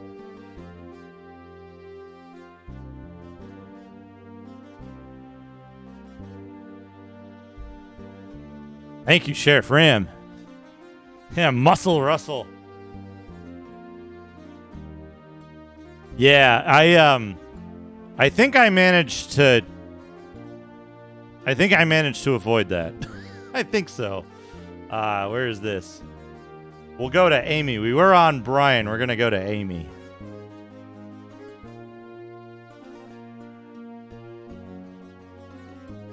Yeah. I think I encountered that, and then I think I encountered that when I was designing my my loading in and out code. So I was like, okay, here's the code that loads this. Here's how it decodes it. Here's how it figures out this stuff. And then, if I remember correctly, the way the level format is designed, it doesn't use... If you CK me, if you CK me, if you CK me, if you CK me, if you CK me, if you CK me. Right, come on, Mike, thank you for the 100. F-U-C-K me. If you CK me, if you CK me. Thank you, Fractal Mind Mike, for the 100 bits. But yeah, I think I did something specific to work around that, because the only keys are strings, and their values are flat collections with no keys, so that I know that, okay, here's all of the tiles of the level, and then when parsing the tiles, I have to make sure that they're not duplicates, because the keys, or like the key data, the duplicate data is multi-factorial. It checks to make sure that X and Y within the thing aren't duplicated at another one. So it's like, hey, have you already processed this location? If you have, then throw an error and just throw your hands up and stop and go home. Because if there's a problem with the data, right? Like, you don't want I want it to fail deadly. So, why I did that. Yeah, I'd love to, Naru. If you have if there's a game you worked on and it's, you know, not the secret, and it's not a secret, then definitely, I'd love to play it. But yeah, that's basically what it does. Is it's like, hey, check to see if this tile location already exists. If it does, then just throw an error, a meaningful error, and stop execution, because you don't want to try to deal with resolving that state. You want to just stop and say, hey, level builder, your data's bad. Go look at this tile at X, Y, this.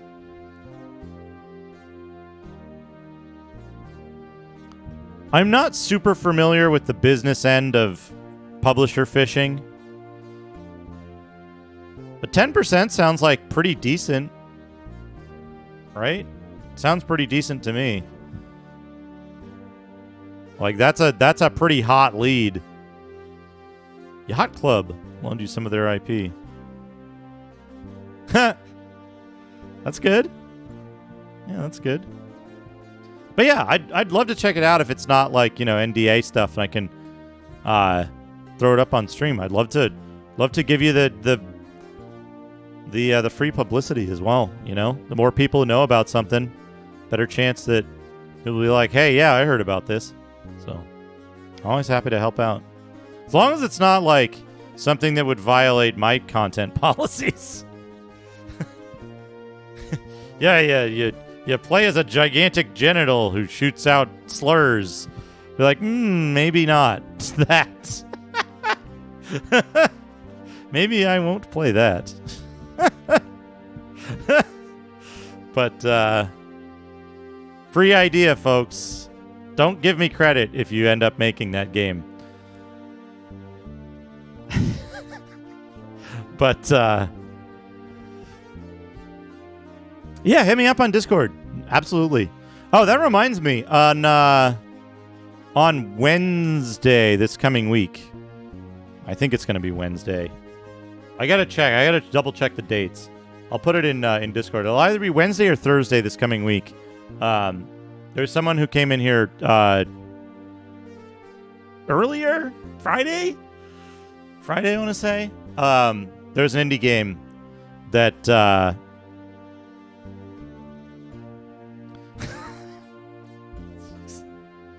Jesus. There's an indie game that I'll be looking at on either... I think it's Wednesday or Thursday. Viscera Fest. So that'll be interesting, I think. Looking forward to that. I'll be playing that for a while, see how that goes. A little first-person shooter type game. which I think is pretty cool. Genital Jousting wasn't made by Edmund McMillan. There's I'm not gonna show it on stream, but there's a game on Amiga called Fuck the World. Phuk, I think is how they spell it. You should look that up, by the way. You should look up Fuck the World on Amiga.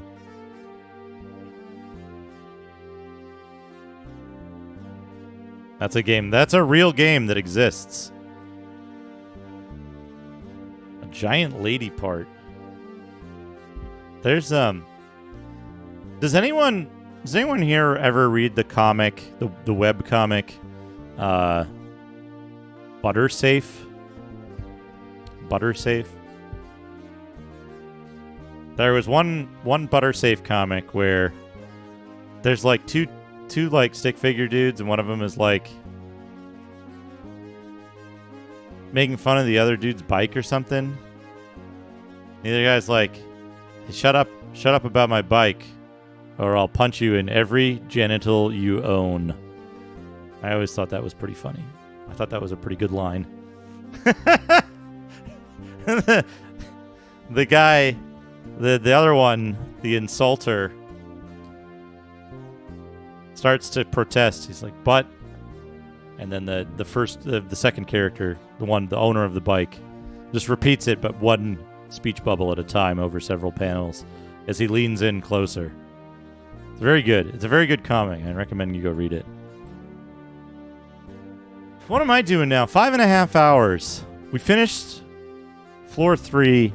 I think this is a pretty good place to wrap up. I'd like to eat something. There's 2 other things. By the way, folks, something else to think about. I have 2 other projects that I'm working on in terms of development. Now, I think, if I guess correctly, the folks who are interested in Duke development are most interested in the game that I'm working on and would like to see that move forward and continue momentum. But I have 2 other projects. I could mix those in with the development time if people want to see that. But they're a little less, I don't know, less interesting. One is the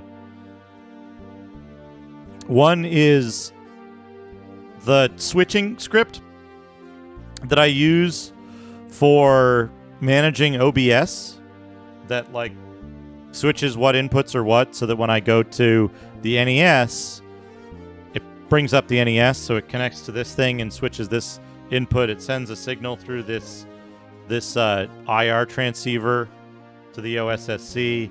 It signals the video card. It signals the capture card what parameters to use for the capture. So that thing. It also applies cropping to individual stuff on the scene.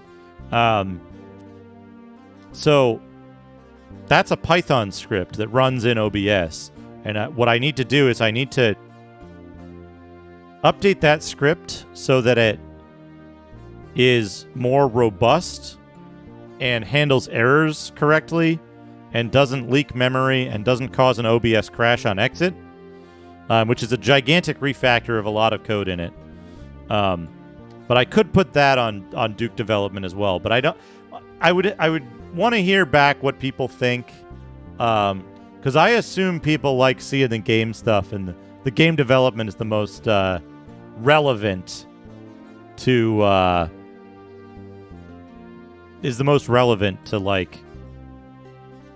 what we do here on the stream and that kind of stuff. So if folks are interested in seeing the other stuff, make 3 redeems. There will be pretty soon, I think, Mike. I'm pretty sure there will be, because I want to sit down. Here's the thing: to do a full stream, I have to sit down and come up with an agenda of stuff that I want to accomplish in that stream, so that I don't run into any dead spots where I'm like, well, I did all the stuff I wanted to do, and we're an hour and a half into the stream. Or get sidetracked and say well, I started out with this thing and now we're doing something that doesn't really matter and isn't beneficial to the project. So I need to project manage myself to make that time valuable, right? That's the key thing there, is that I need to have some kind of overarching plan of what to do during a development stream. It also helps guide both people who are legitimately wanting to help and people who are disrespectfully backseating how somebody codes and develops stuff. I separate those two things very clearly because, for example, it might be frustrating, but I know that Noru is like, yeah, you can do it that way. It's not the best, but if you want to do it that way, that's fine. Like, I'll help however I can. It's frustrating to you for sure. I know that, but you're allowing me to make my own decisions rather than saying like, well, I'm pissed off now because you didn't do how I said. What could they want from me? Salvage bar. Thank you for the follow. Right, so that's the difference. Is like, I want to make sure that I have. I want to make sure that I have a good enough structure in place to help guide away from that. Yeah. Exactly. Choose the form. It's like, you see somebody playing a game all stupid and they say no hints. Just let them fuck up. That's what they want to do. Even if they're getting mad at the game, right? Even if it's your favorite game and you're like, no, if you just did it the right way, the game would be really fun. That's their experience, right? They're going into that how they want to do it. Yeah, we got the Apple IIc. I'm actually just wrapping up.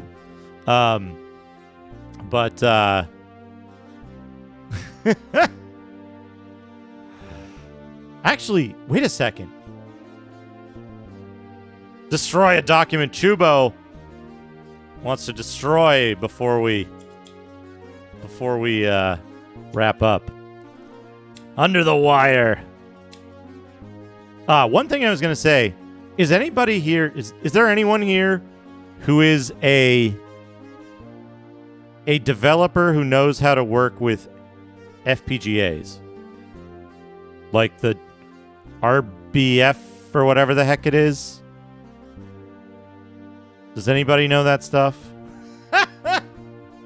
Does anyone in the world, or is it like secret robots?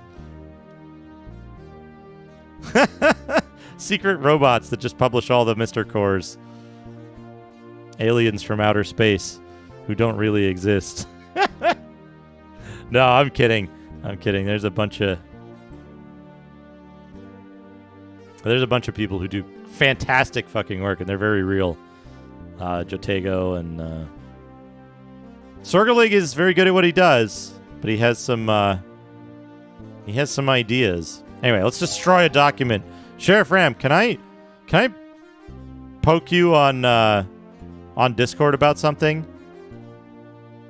I think I have something that should be Babby's first project for an FPGA, but I don't know if it's really feasible or not, or how complicated it is, because I know very little about it. But let's destroy that document.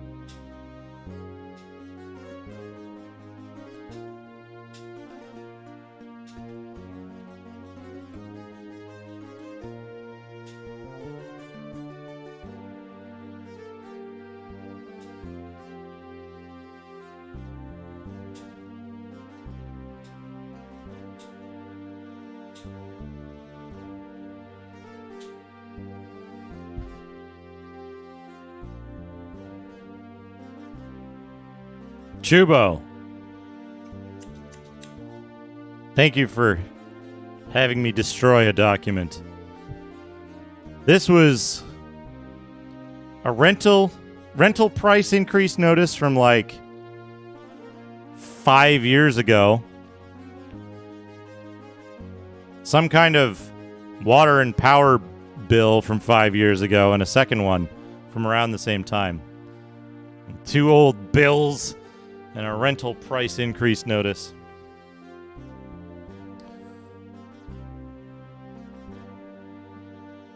Yeah, satisfying. The funny thing is, it was an increase of like $50 a month. It was like a tiny, tiny increase, and it was at that same location for 8 years. I was at that address for 8 years, and my rent increased once for $50 a month. So I think it was from $1,700 to $1,750. Maybe it increased twice. Maybe it increased to $1,800 at some point over the course of 8 years for a 2-bedroom house in Los Angeles. Can you imagine?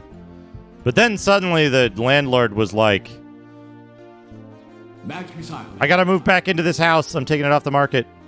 United States dollar. United States Wasabi, dollar. thank you for the 100 United bits. States dollar. United States dollar. United States dollar. United States dollar. United States dollar. United States dollar. United States dollar. United States dollar. United States dollar. United States dollar. United States dollar. United States dollar. United States dollar. United States dollar. United States dollar. United States dollar. United States dollar. United States dollar. United States dollar. United States dollar. $100. United States dollar. United States dollar. United States dollar. United States dollar. United States dollar. United States dollar. United States dollar. United States dollar. United States dollar. United States dollar. United States dollar. United States dollar. United States dollar. United States dollar. United States dollar. United States dollar. United States dollar. United States dollar. United States dollar. I'm looking at this dude. United States dollar. United And he was States dollar.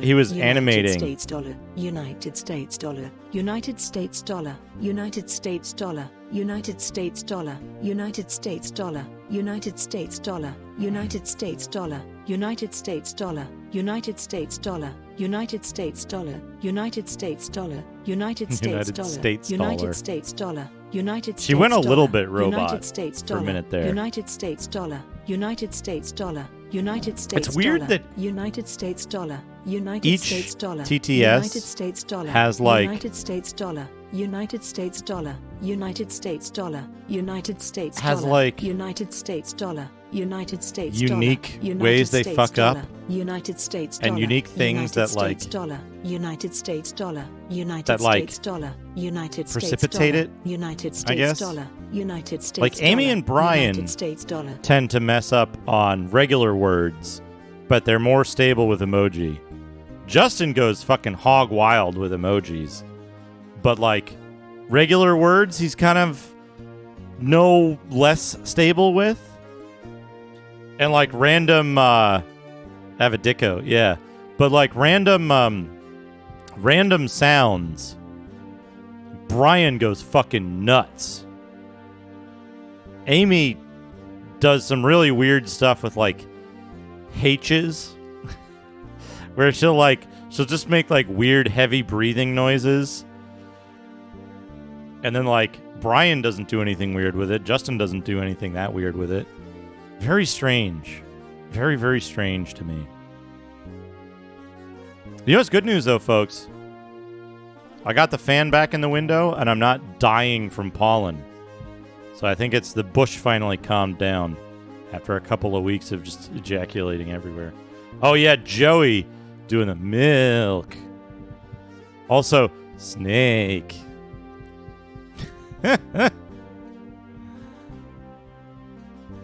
Yeah, Joey. Yeah, Joey pronounces milk really weird, but only if you put a period after it. Milk. Anyway, I think I'm going to wrap up, right? I think I should probably wrap up because I've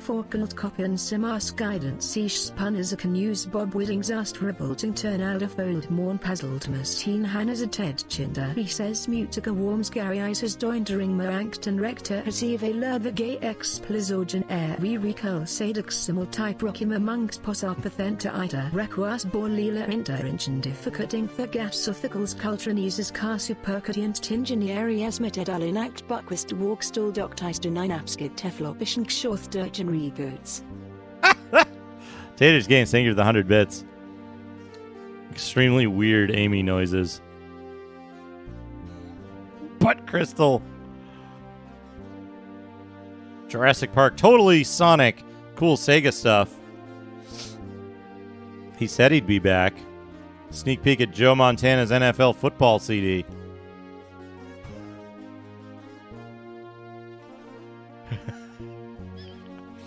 Social commentary from Sonic here.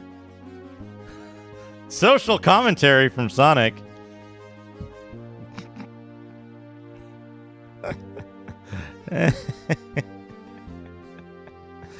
Mm-hmm. Shazam? What does it say? Shazam somewhere? Gear up and rage in the rage in the cage, the war of the webs, and the battle of the machines. Steel Cage Challenge, Spider-Man Return of the Sinister Six, and T2, all on Game Gear from Flying Edge.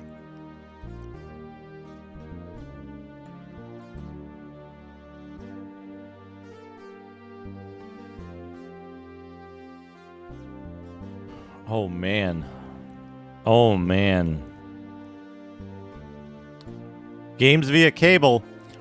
What's funny here is that we saw a 1982 magazine where they were like, games via cable about Apple II computer games.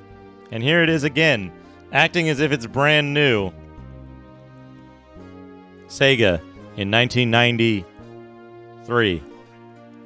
How about this? Here's a cool thing. Embarrassed if your mom calls you at a party? If only your parents had CADS. This message system from KBA Inc. consists of a base unit and 1 to 3 wrist receivers. Parents can leave up to 4 messages on the base unit and have them appear on the wrist receivers at a set time. CADS has a 1.5 mile range that can be extended to 5 miles. A remote unit lets your parents send messages even when they're away from home. Just put a fucking probation ankle bracelet on your kids.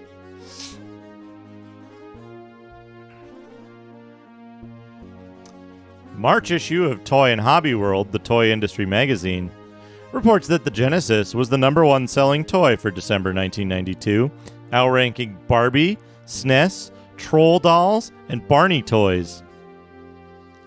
At number 10, Sonic 2 was the best-selling software title on the list, way ahead of Super Mario Kart.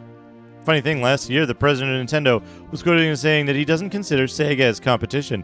Sounds like pretty stiff competition to us. Holographic candy.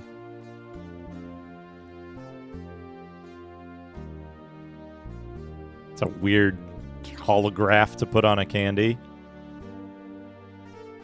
Tron. Sonic update. Sega Technical Institute are working on something that's guaranteed to make your bumpers pop. 3 frames per second. What do you mean I'm overdrawn? I still have checks left, says a kid, I guess.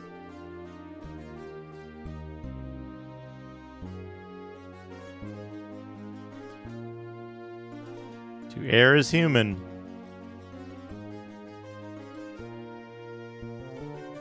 Oh no! Oh no! The Humans has 80 levels? Who would want to play that much The Humans? Oh no. Aladdin! Hot picks. Now this is perhaps the hottest news since Superman's demise. R.I.P. X-Man's Jam with the best in the NBA. Goodbye, Hype Train.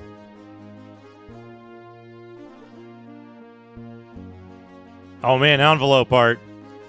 Here we go. Here's some good envelope art. It's Dr. Feelgood or something. And a Ninja Turtle. And a good Robotnik there. Creeping tails. Oh no! Oh no! Sonic, what have you done? What have you done to my Sonic? He's crushing Mario's hat.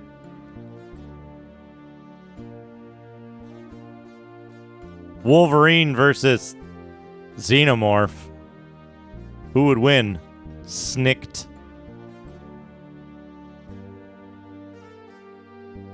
Whoa, what was that? Says the duck.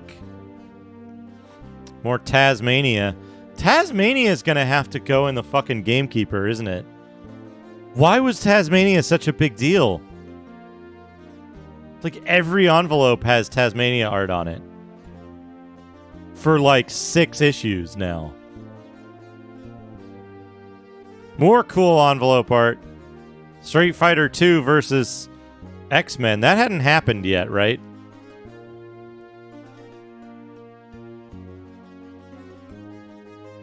Supersonic. Stoned ass. Sonic. Dark Force here.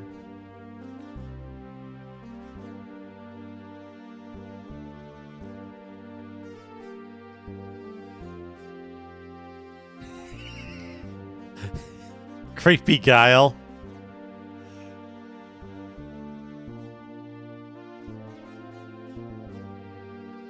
What did Wolverine have a huge blooge?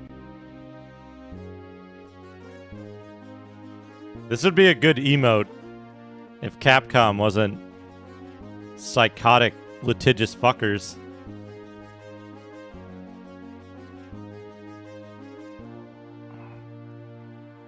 Here we go. Here we go. Here we go. Just ketchup. Sonic has been using his ninja sword. Sonic has been using his ninja sword to cut the ketchup. Oh man, yeah, look. They gave Wolverine extra blooge. Honest, it really is a cartridge game. It is a pretty impressive game. Flashback is pretty fucking impressive for a cart game. Jurassic Park, playing as Dr. Grant. Oh man, look at this. All the shit you can do in the Genesis version of...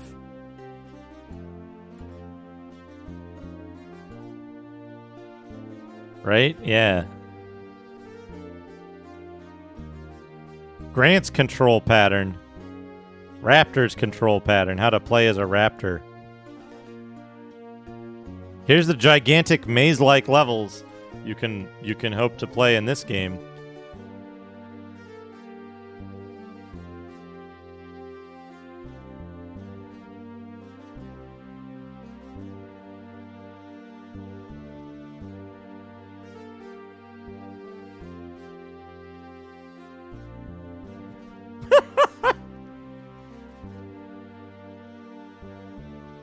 Incredible.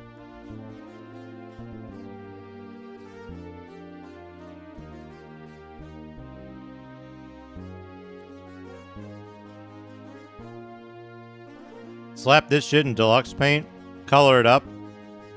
You got an Amiga loading screen.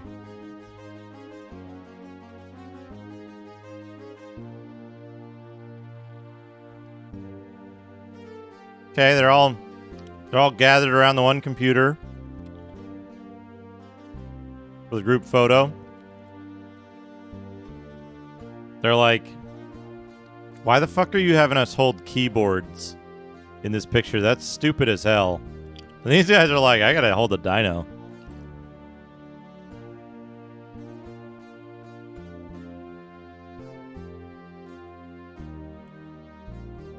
Here's some stills from a VHS tape.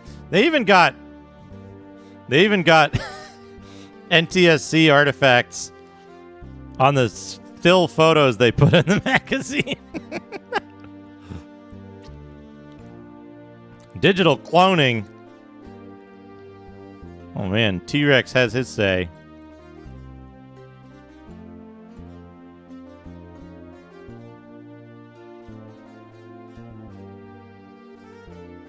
Little background information. How they draw the backgrounds. Animating a dinosaur. Batman Returns on Sega CD. Impossible game, apparently.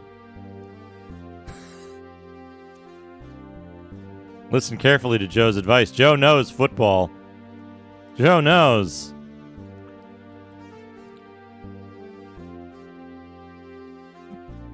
Mad Dog McCree.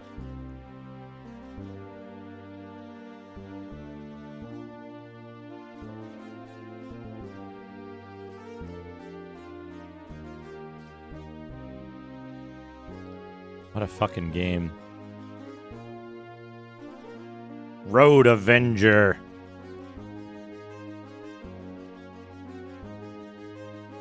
The Terminator.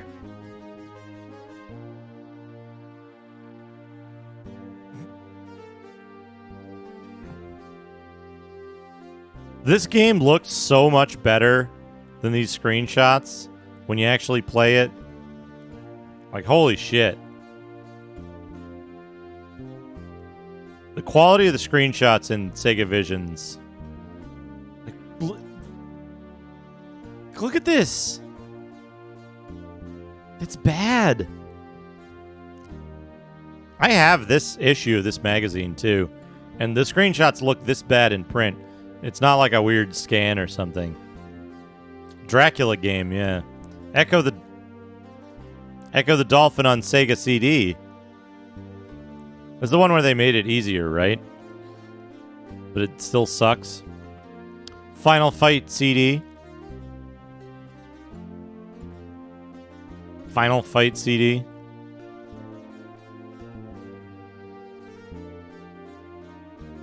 Which is like somehow worse than the Super Nintendo one. Play it if you dare. I'm B.O.B. and this is my G.U.N. And most of the game you won't get to use a gun. Because the ammunition is super duper limited. Shining Force. Shining Force is a pretty cool game. In my IMO.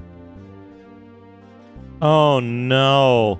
This is why I don't want to put Cool Spot in the fucking Genesis Gamekeeper. Look at this garbage. Look at this garbage.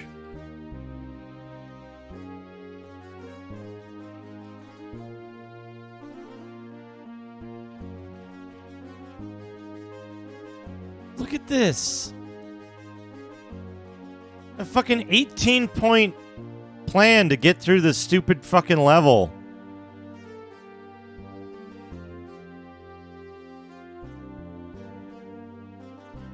How about this one with a 21-point plan to get through the level? Or this one with 17.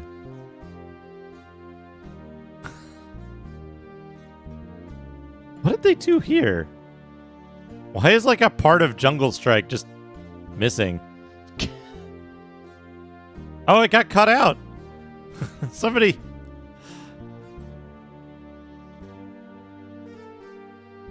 It's just a very Amiga level design, you know? MiG-29 fighter pilot. F-15 Strike Eagle 2. I don't remember if any of the Genesis flight sims were playable. I mean, it looks great. The physics in it aren't too bad. It doesn't star a walking fucking medical chart, right? It's got some good things going on.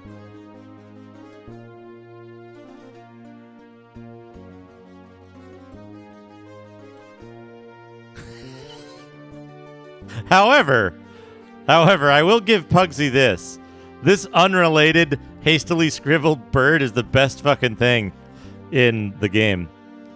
Or about it. Nearby it. Adjacent.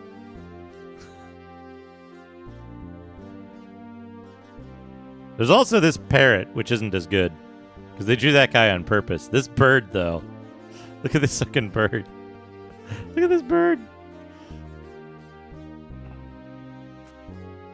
Yeah, if anybody wants to fucking hook their fucking wagon to Pugsy, pugsybird.emote.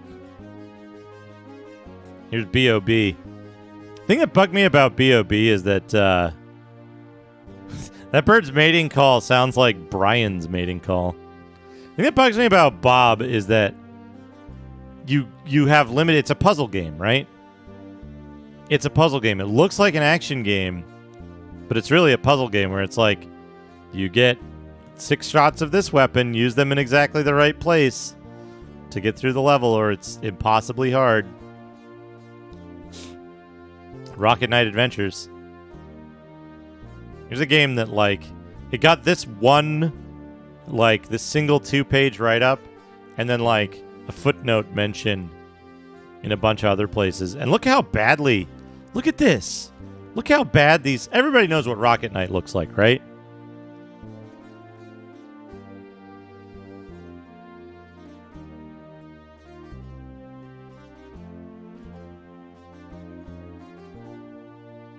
Look how shitty it looks here.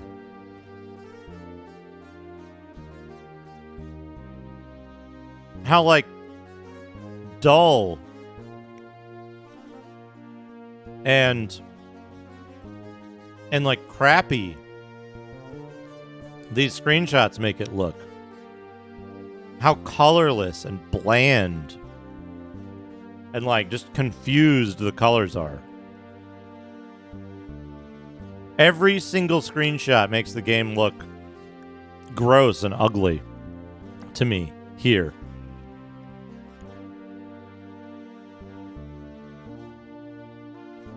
And, like, every single one looks like shit.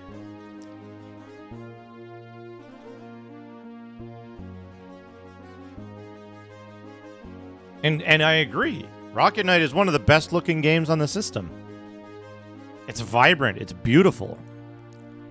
And they somehow made it look like trash. RBI Baseball.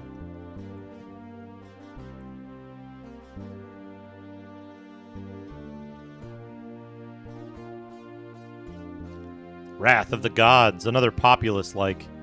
I never played this one.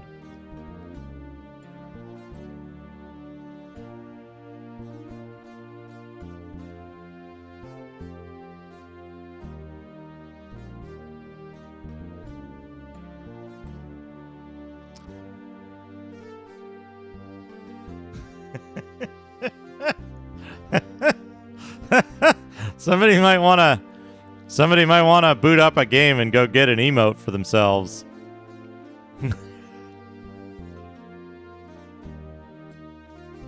Or several. Or many.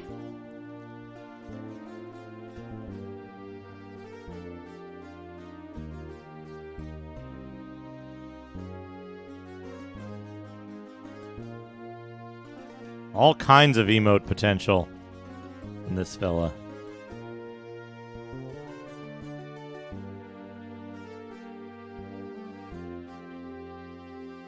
Save the whales.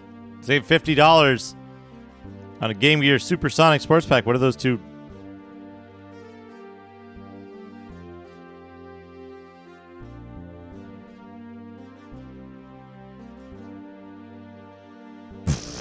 Save the whales or buy Streets of Rage 2, whatever. Same difference. Game Gear Dracula. Oh, man. Remember this game? Last issue, we saw Vampire Master of Darkness. This issue, we see Bram Stoker's Dracula.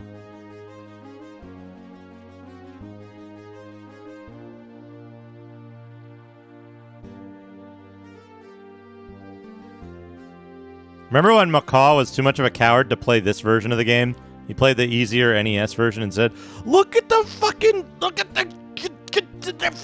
shit! Look at this! Look at this! How did they make it so bad? How did they make it look so bad? I couldn't make it look this bad if I fucking tried. Like, I'd have to write a special shader just to make it look bad like this. They've got vertical comb artifacts. How? How did they do that? I have this. I have a physical copy of this magazine. It looks like this in the magazine. Game Gear hook. Also, how did they get NTSC artifacts on a Game Gear game?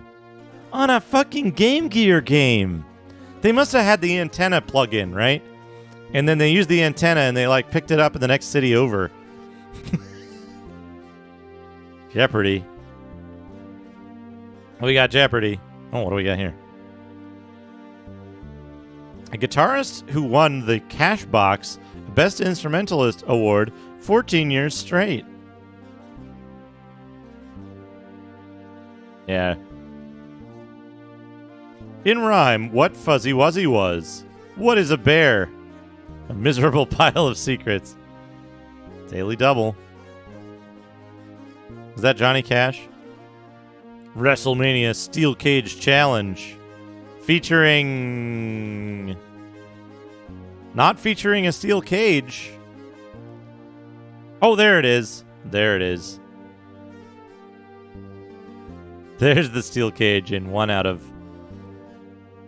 like a dozen screenshots.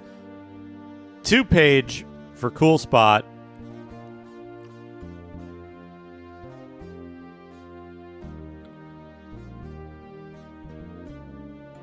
Did they? Did the steel cage matches suck?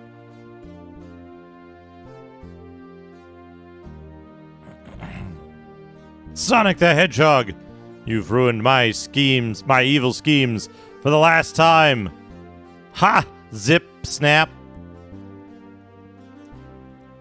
There he is. The end of Sonic. The end of Sonic the Hedgehog. He died in 1993. June 1993. That's why they didn't make any... That's why they didn't make any, They didn't make any Sonic the Hedgehog games after June 1993.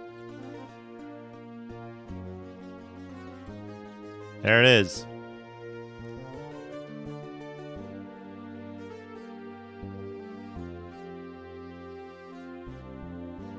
You and your freedom fighter friends have destroyed my robot makers and foiled my foul plans. Do it, oh circular one, do it. Now you pay the price! And he smashes Sonic to pieces, and Candy comes out. Whee! Grumble, how pathetic. Me, the great Evo Robotnik, reduced to hitting a piñata, made to look like my sworn enemy. Oh, but it's so good, Master. Try one of these caramel creams. Research and Development SWAT bot number 69420 reporting.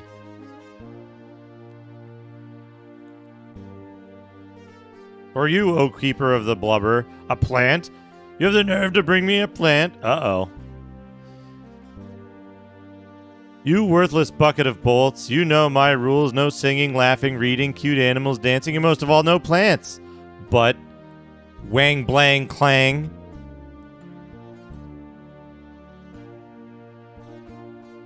Master, the plant is not organic. It's mechanical. I call it Crudzu. What's that? Bzz, click, whir. Look. Gadzoots. It's true. It's a machine. Hail Robotnik. And a scary one at that.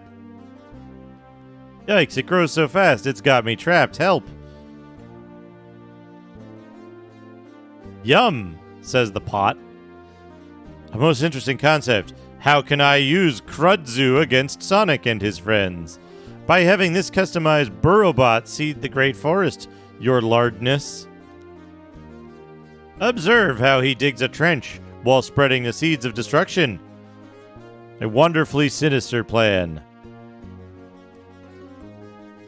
Chop it a chop. Clank, clank, clank. Zing, zing. Zip, zip. One that only I could have conceived of. Isn't that right, Burrowbot?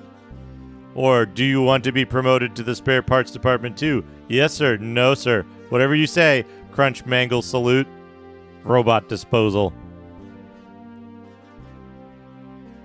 Meanwhile, in the secret underground village of Knothole, sigh, Princess Sally is discussing strategy with Sonic instead of me, Antoine de Coulette. Coulette means ass in French. Military leader of the Freedom Fighters. I don't know, Sal, maybe just an aluminum frame. I thought it would look nice double matted. I'm so jealous, he says out loud. Why doesn't she ever notice me, he says out loud. Let's ask Antoine. Aunt, he's lost in thought. And brother, that's lost. Tap, tap, tap, tap, tap. Groan. Perhaps I treat her too formally. Maybe I need to appeal to her feminine side. 10 feet to surface.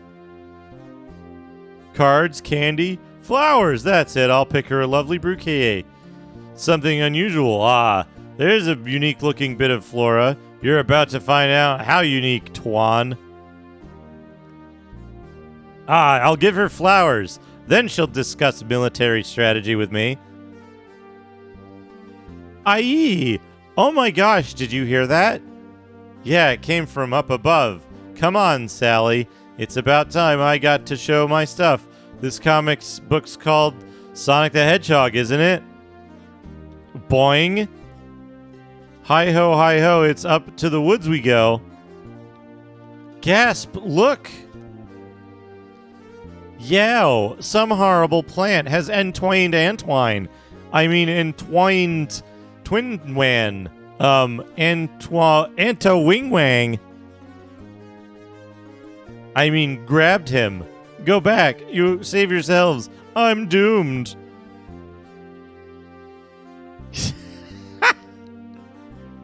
Oh, man. Look at this. Games on tap. Game tap. Oh, look at that. Fantasia. Altered Beast. Golden Axe 2. Afterburner 2. Sonic the Hedgehog 1. Toe Jam and Earl. Look at that. Artistic representation of TV screen.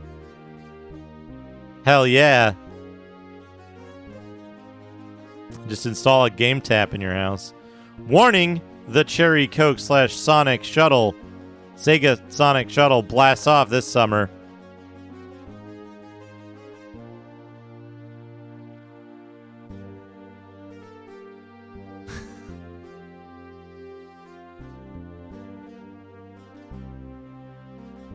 Hell yeah, go to the Cherry Coke van. Hey kids, you want some Cherry Coke?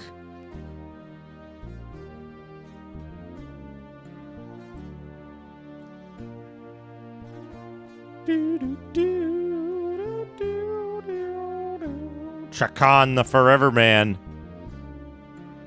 When did Chakan have a fucking chain sword? I don't remember that.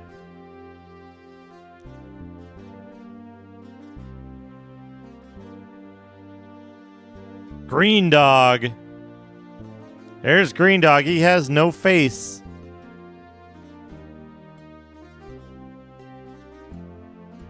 Green Dog's butt cheeks. Here, you can make an emote out of that.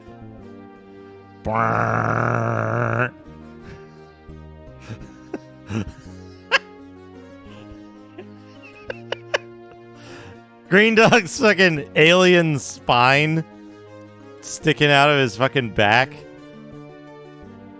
Here's the dude who invented Green Dude. Look at this!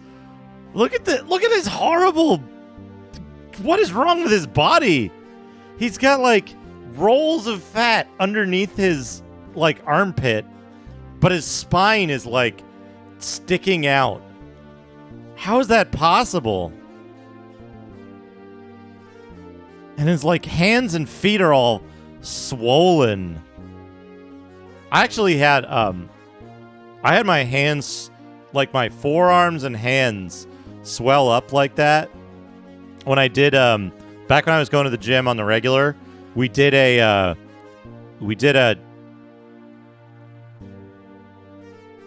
half-mile long farmer's carry, and I was like, well, I want to carry an amount that's going to be difficult, but like there weren't the right size of kettlebell, so I was like, I'll just use dumbbells for it.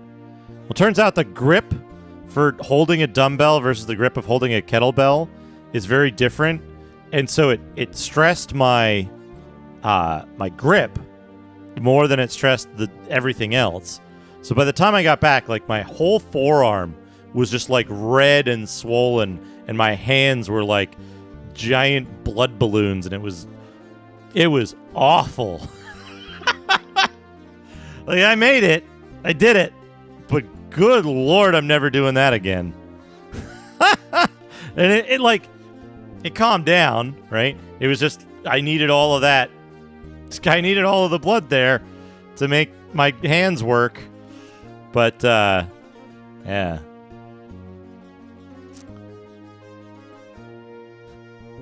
Green Dog. Here's a hint for Green Dog. In order to get the best experience out of the game, take it out of your Genesis and throw it in the fucking trash.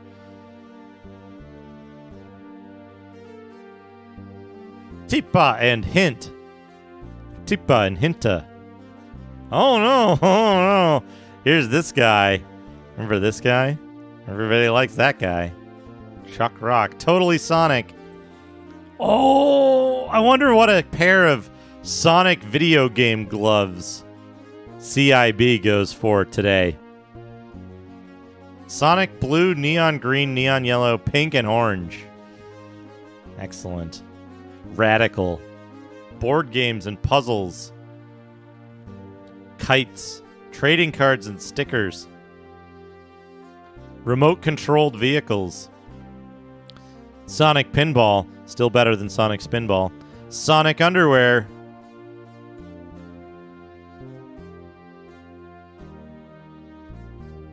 $29.99 plus shipping on eBay.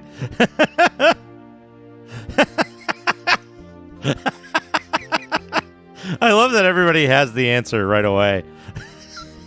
That's fantastic. LCD handheld video game. Tommy Sonic Mountain Maze. Here we go. Kids go Hojo with Sega. Kids go Hojo with Sega. That's who's spending the summer in Howard Johnson. It's Sonic. Feel the heat. It's a KO. Jam it home. Bone crunching. Oh man, what do we got here? Tony La Russa Baseball. Hook, King of the Monsters. Uh-oh.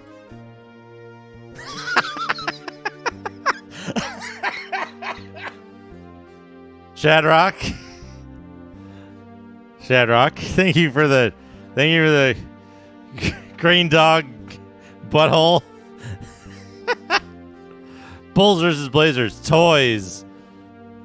Journey from Darkness. Strider returns. 70, 68, 73, 66, 68. I think this is a better overall score than Gods. Journey from Darkness. Strider returns. Better than Toys. Better than Paperboy 2. Better than... Well, is it better than it? Yeah.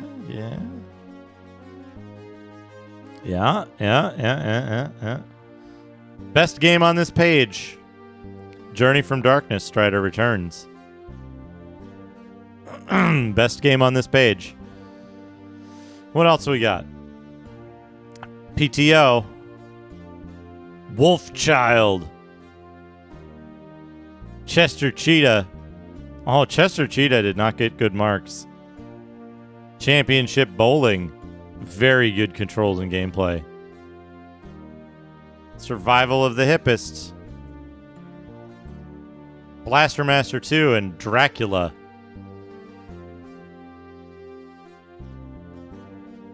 Well, this is the other weirdo Dracula, right? Yeah, the Genesis version. That's not the CD version. What do you got? Crash Dummies, Arch Rivals, Blaster Master 2. Oh, here it is. Win the ultimate gaming rig, $18,000 in prizes.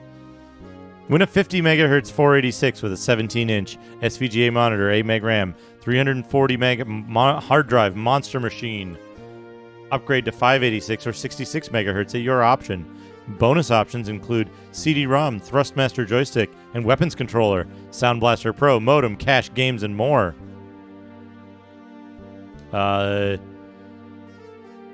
Just get a whole bunch of stuff. Get all this shit.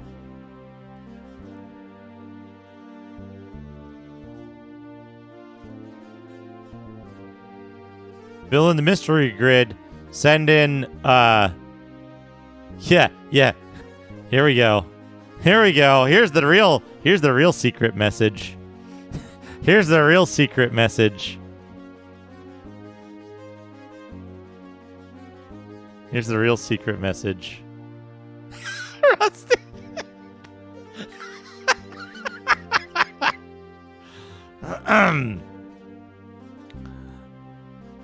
Yeah, like this company has been doing this. No one ever won. The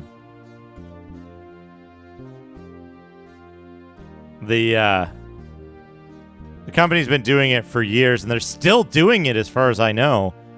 Like, they were still doing it for a long time after.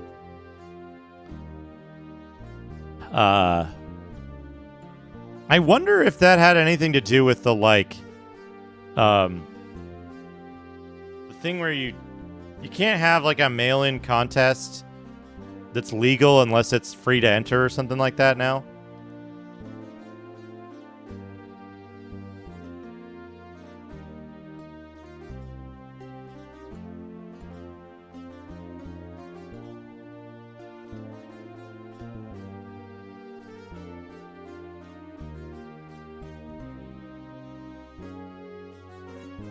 Yep.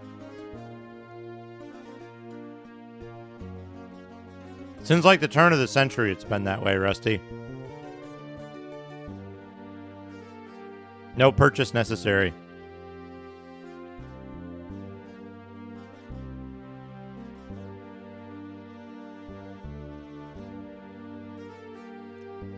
None of this stuff is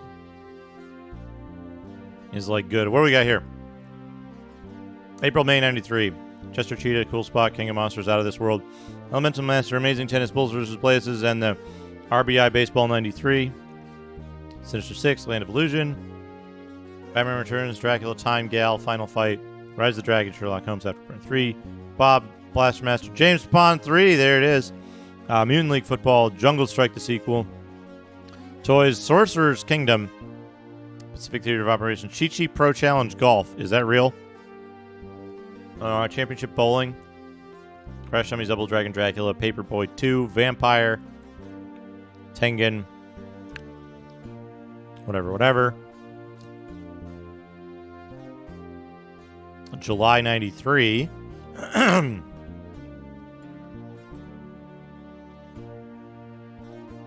Yep. That's exactly it, Neural Fault. Dracula, Hook, Jurassic Park, Rocket Knight, Rolling Thunder 3, Journey from Darkness, Strider Returns, T2, Technoclash, Wolfchild, Thomas Tank, Shining Force Best of the Best, Wrath of Gods, Bart vs. World, Global Gladiators, Hook, Strider 2, Surf Ninjas, apparently real, interesting,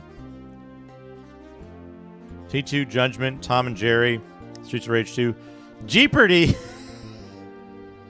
Jeopardy.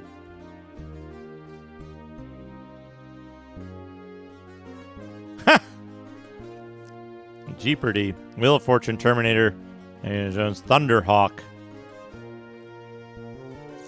Jaguar, XJ220. Who's waiting in the wings to astound you? Watch for Arrow the Acrobat in the spotlight soon. Wasn't Arrow the Acrobat just really bad? And here we go. Take on the pros. RBI Baseball 93. Here we go. Here we go. That's a magazine. Sega Visions. June, July 93. Mediocre. Okay, yeah. That makes sense. But there we go. There it is. Thank you, Android, for a little bit of Digimag. I'm going to wrap up now. That off. Get the ending music on and find somebody to raid. Here we go. There it is.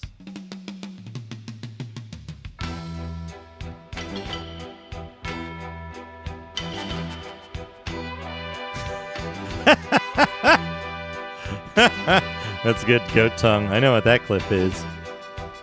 Who's playing stuff? Let's have a look. See who we can raid.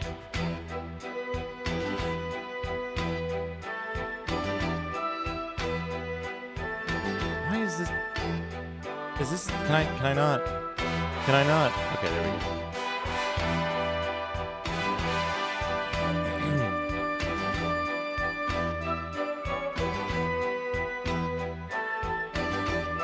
Mortis is playing Clive Barker's Undying. I think we're going to raid Mortis. We're going to raid X Mortis. I always say, X Mortis, fantastic streamer. Give him a follow. One of my biggest influences to get started in streaming. Great dude.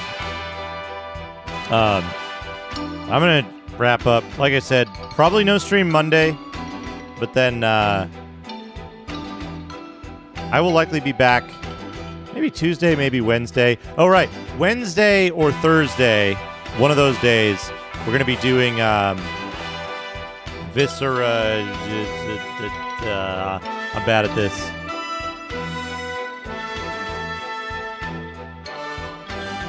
Viscera Fest.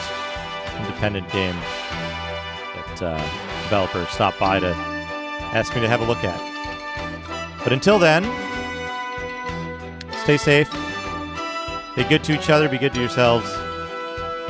Have fun. Be nice. And have fun. Play video games. Video games are fun. And I will see you all again very soon.